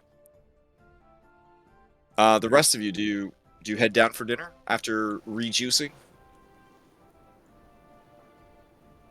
Does Nessa want to check out the flower before or Yeah. after dinner? Let's Now, fill the later, AR back up. yeah. Yeah, so, yeah. Yeah, we do that. You throw the Okay. NR back up, I just closed it. Oh, sure. Let's see. There we go. Nice, there we go. All right, so you guys head back downstairs. The food is waiting for you. There's beautiful performance and everything else. Sitting at your booth, already there is that strange woman from earlier. She looks at you with her wide green eyes, her face, ragged ribbons of scars. She nods, and she says, "Is the seat taken?" Looks like it is. She smiles and says,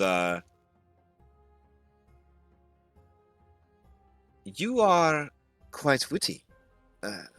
I will take that as an invitation to join you for dinner. You ordered my favorites." You And told she me. and she motions at the flatbread, the cheesy flatbread with extra sardines. Okay. It is a pretty decent size, flatbread. Like you could definitely share it if you wanted to. Kyra's definitely side-eyeing you and the flatbread, gauging whether or not you're going to make the right choice tonight. Eye contact with Kyra, slide it across to the other one. Oh God! Oh man. Okay, so your piety is 0 now. Just so you're not surprised later. The whole time. Okay. All right. So, anyways, there's delicious food. They're really into fermented milks. That's like their big thing here in Calendos is fermented milks. They proudly bring you guys very stinky bowls of spiced fermented milk. It's chunky. It's uneven consistency. It's like the cottage cheese that you forgot you bought when you thought you'd try to eat healthier and get some cottage cheese. It's really gross. But the Amazons seem to love it. They seem to love it, and it's apparently got quite a high alcohol content. The Udina, the Minotaur proprietress, she brings you guys over the first round of fermented milk bowls, and she says, "The first round is on the house. I present to you our house specialty, fermented rhino milk. It will make you strong." For some reason now I'm thinking about that commercial, that milk commercial about the bowl. I don't know if you guys ever seen that one before. Little commercial with the Yes, bull. not. I mean, Okay. I think it's I think I might have, but I'm not sure. explainable.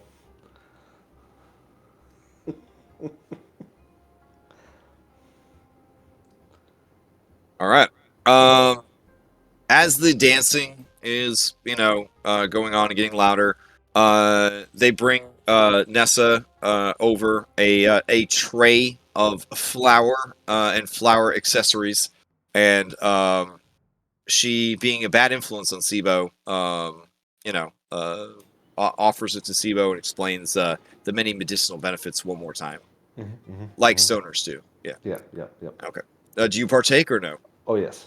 Okay. Has your character ever done something like that before? I did. What were we doing on Exile Island? Honest to God, whatever she could get her hands on. Yeah. You guys turned your bodies and minds into goddamn take-home chemistry sets. Yeah, It was a whole thing. Tide Pods and shit. Yeah. Yeah. It was pretty bad.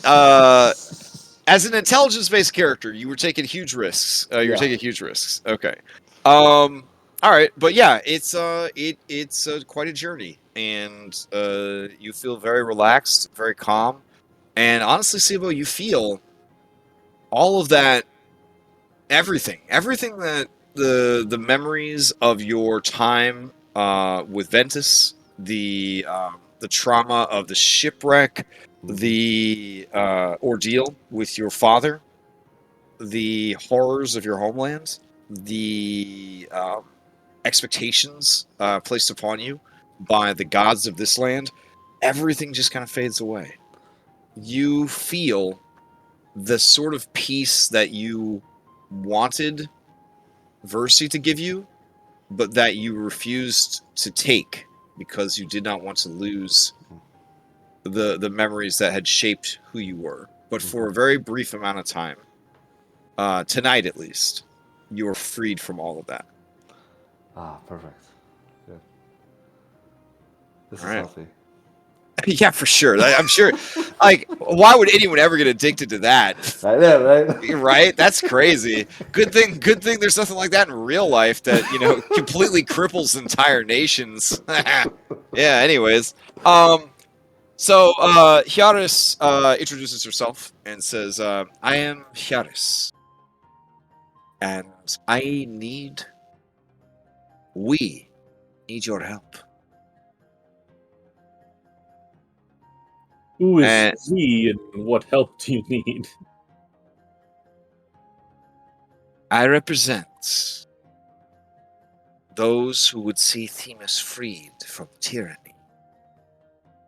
I know who you are, and I know not why you're here, but I will not miss my chance to seek your aid, for it is known that you are heroes, and that is what we need.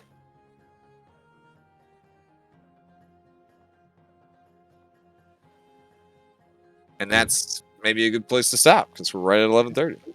Mhm. And then claps you on the back. All right. Whew. Okay, so take you guys back to the dashboard.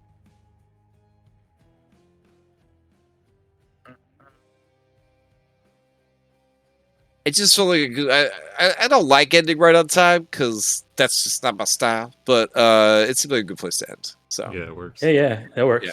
100%. Yeah. all right, so let's take you back to the wider world. And let's see. All right. Quick rundown of announcements. If you are the kind of person who doesn't mind bugging a person repeatedly, even if you think they're going to be mad at you, I could use a person like that to just hound my ass this week to make sure I send out all the extra life information. Because like every day we get closer and closer to extra life, and like I call them vendors because old habits of working convention, but all of the donors, they like to know very far in advance of the event. So I really do need to get this week all of the stuff for extra life done, and then we also need to get like the calendar up for extra life so that people can like sign up for time slots that they want to run events on. We gotta get this shit moving. So I'm not like mad at myself because I got plenty of other events, not events, but plenty of other stuff on my plate from day job and things like that. But it does need to happen this week for sure. So if you don't mind, just occasionally like message me and be like, "Where's the extra life stuff?" And I will hate you, but also I will appreciate you very much. So if you're willing to be that person, please be that person. So on that note, extra life's coming up. So many cool things are happening. Conti and I spent like 2.5 hours this morning, relearning 4th edition, crying a lot because we were remembering the good times. And I'm very excited about running my Divinity 4th edition D&D one-shot. So very much looking forward to that. I'll probably run that as many times as there are people who sign up for it. So Nice. it'll be squads of 5. So we'll just do first come first serve signups. All the games that I run will have I don't want to say steep, but they'll definitely have a mandatory donation for extra life that is more than what I would normally charge for a game. Also during any of the games that I run, during any of the games that are run that whole weekend, you can donate to your own account essentially, or people could donate to your account, and then you could use the money that was donated to purchase buffs and cheat codes and all that for your character in whatever game you happen to be playing. So it's like a count bound. You know what I'm saying? It's like a count bound. Microtransaction weekend. Microtransaction weekend. Yes. That's right. We Sense as of accomplishment. as a group do need to make a decision whether or not we want to finish up the 3 days of extra life by running a Mythic Odyssey game in which you guys can benefit from cheating. And I mean, it'll be the very end of the thing. So if you have a lot of donation money, I anticipate you just cheating your way through an entire session. So if you are interested in that concept, we can definitely do that.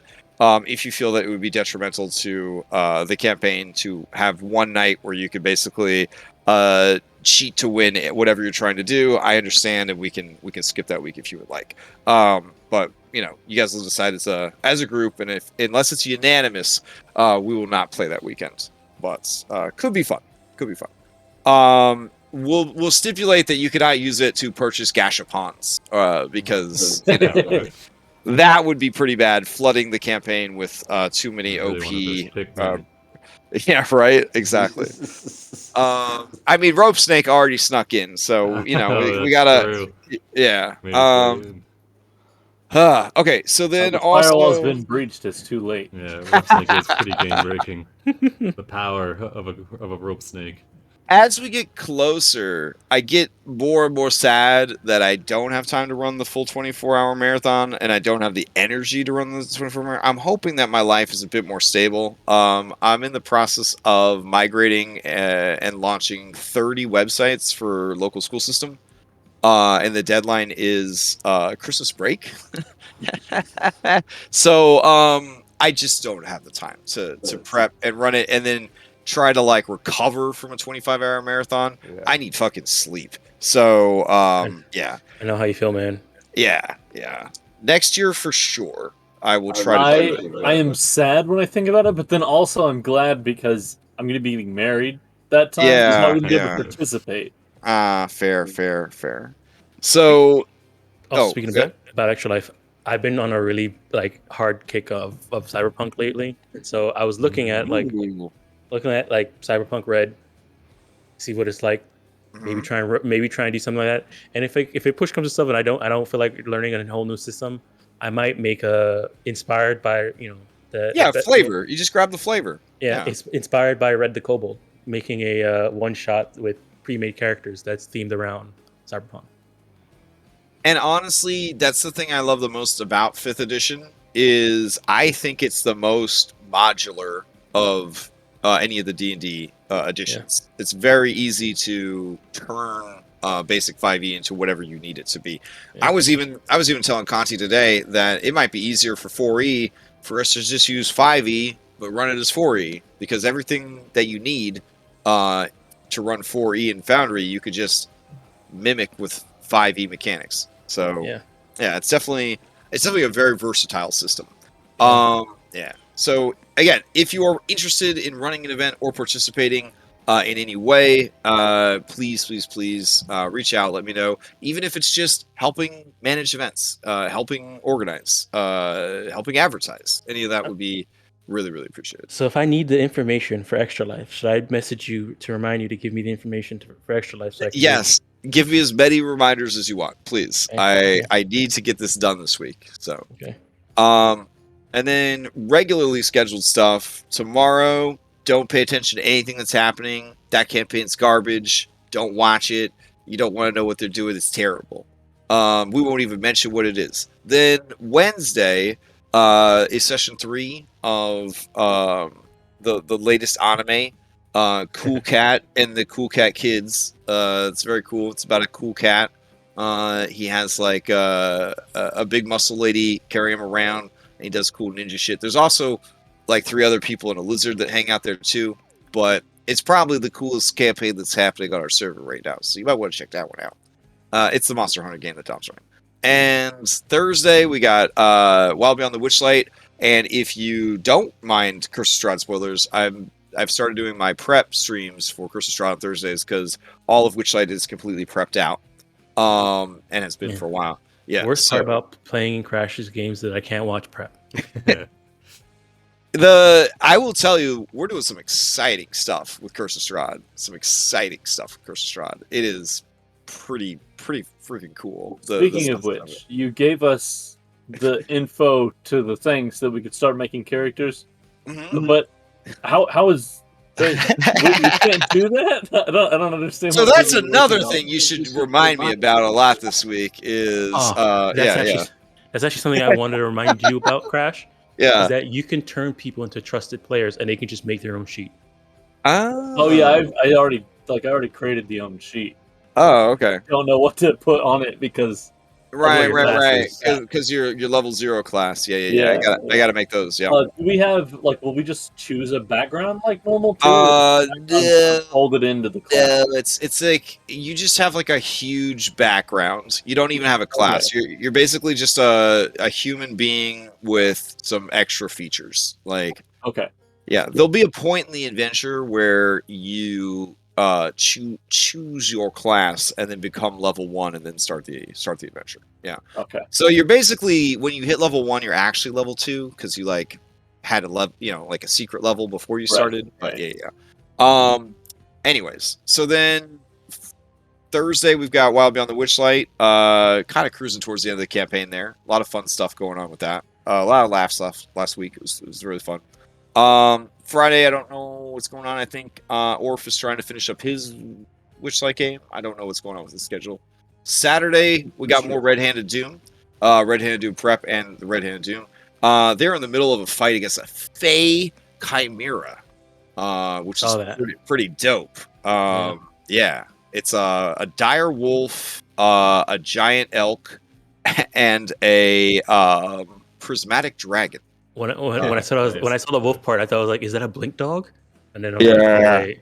Well, I mean, it can Misty Step at will, so I guess it's kind of okay. I mean, then yeah, it works. Yeah, they haven't seen the Misty Step yet, but they're gonna be surprised. So, anyways, they're in the middle of that fight. Pretty cool, and yeah, and then Sunday we'll be back here. So, okay. Anybody else have any shouts? Any games or projects they want to draw attention to? I'm still running that Extra Life, playing around on that game. It's gonna be a mashup of sci-fi movies. Oh, very cool, very cool.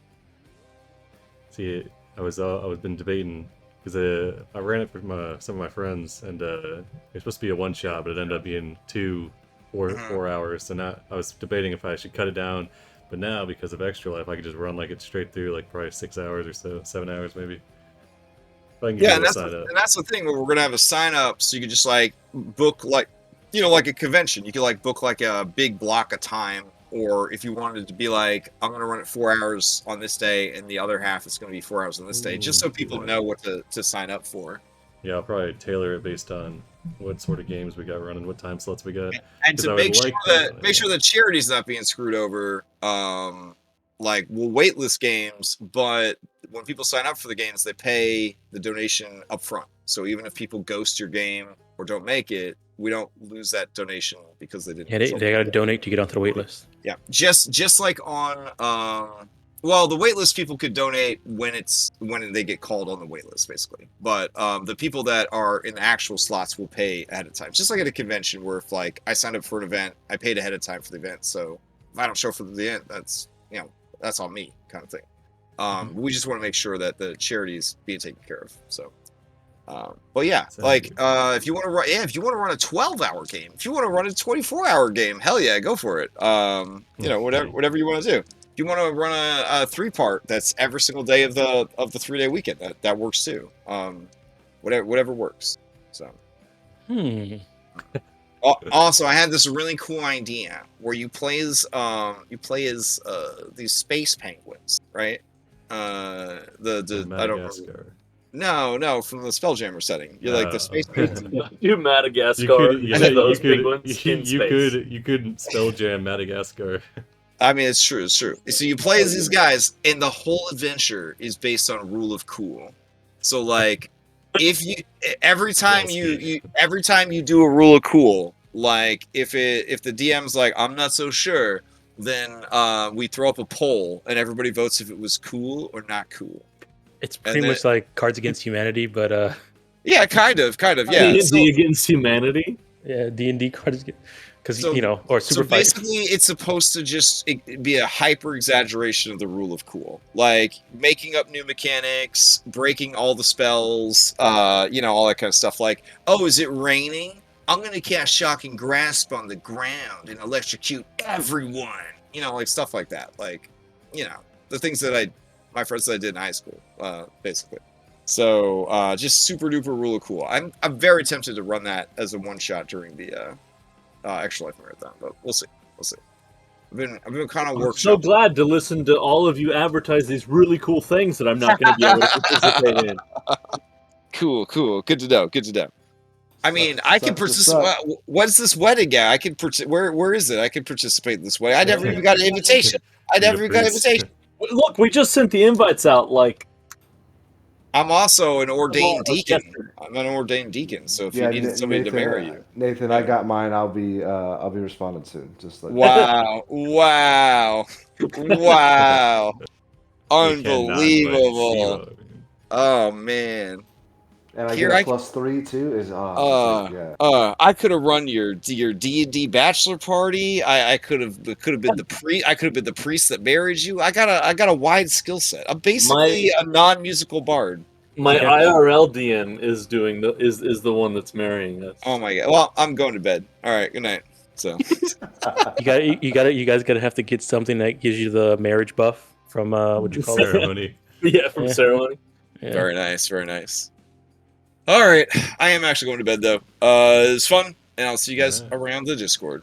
Thanks for the Alright. game. Thanks for Alright. tuning in. Cutting it out.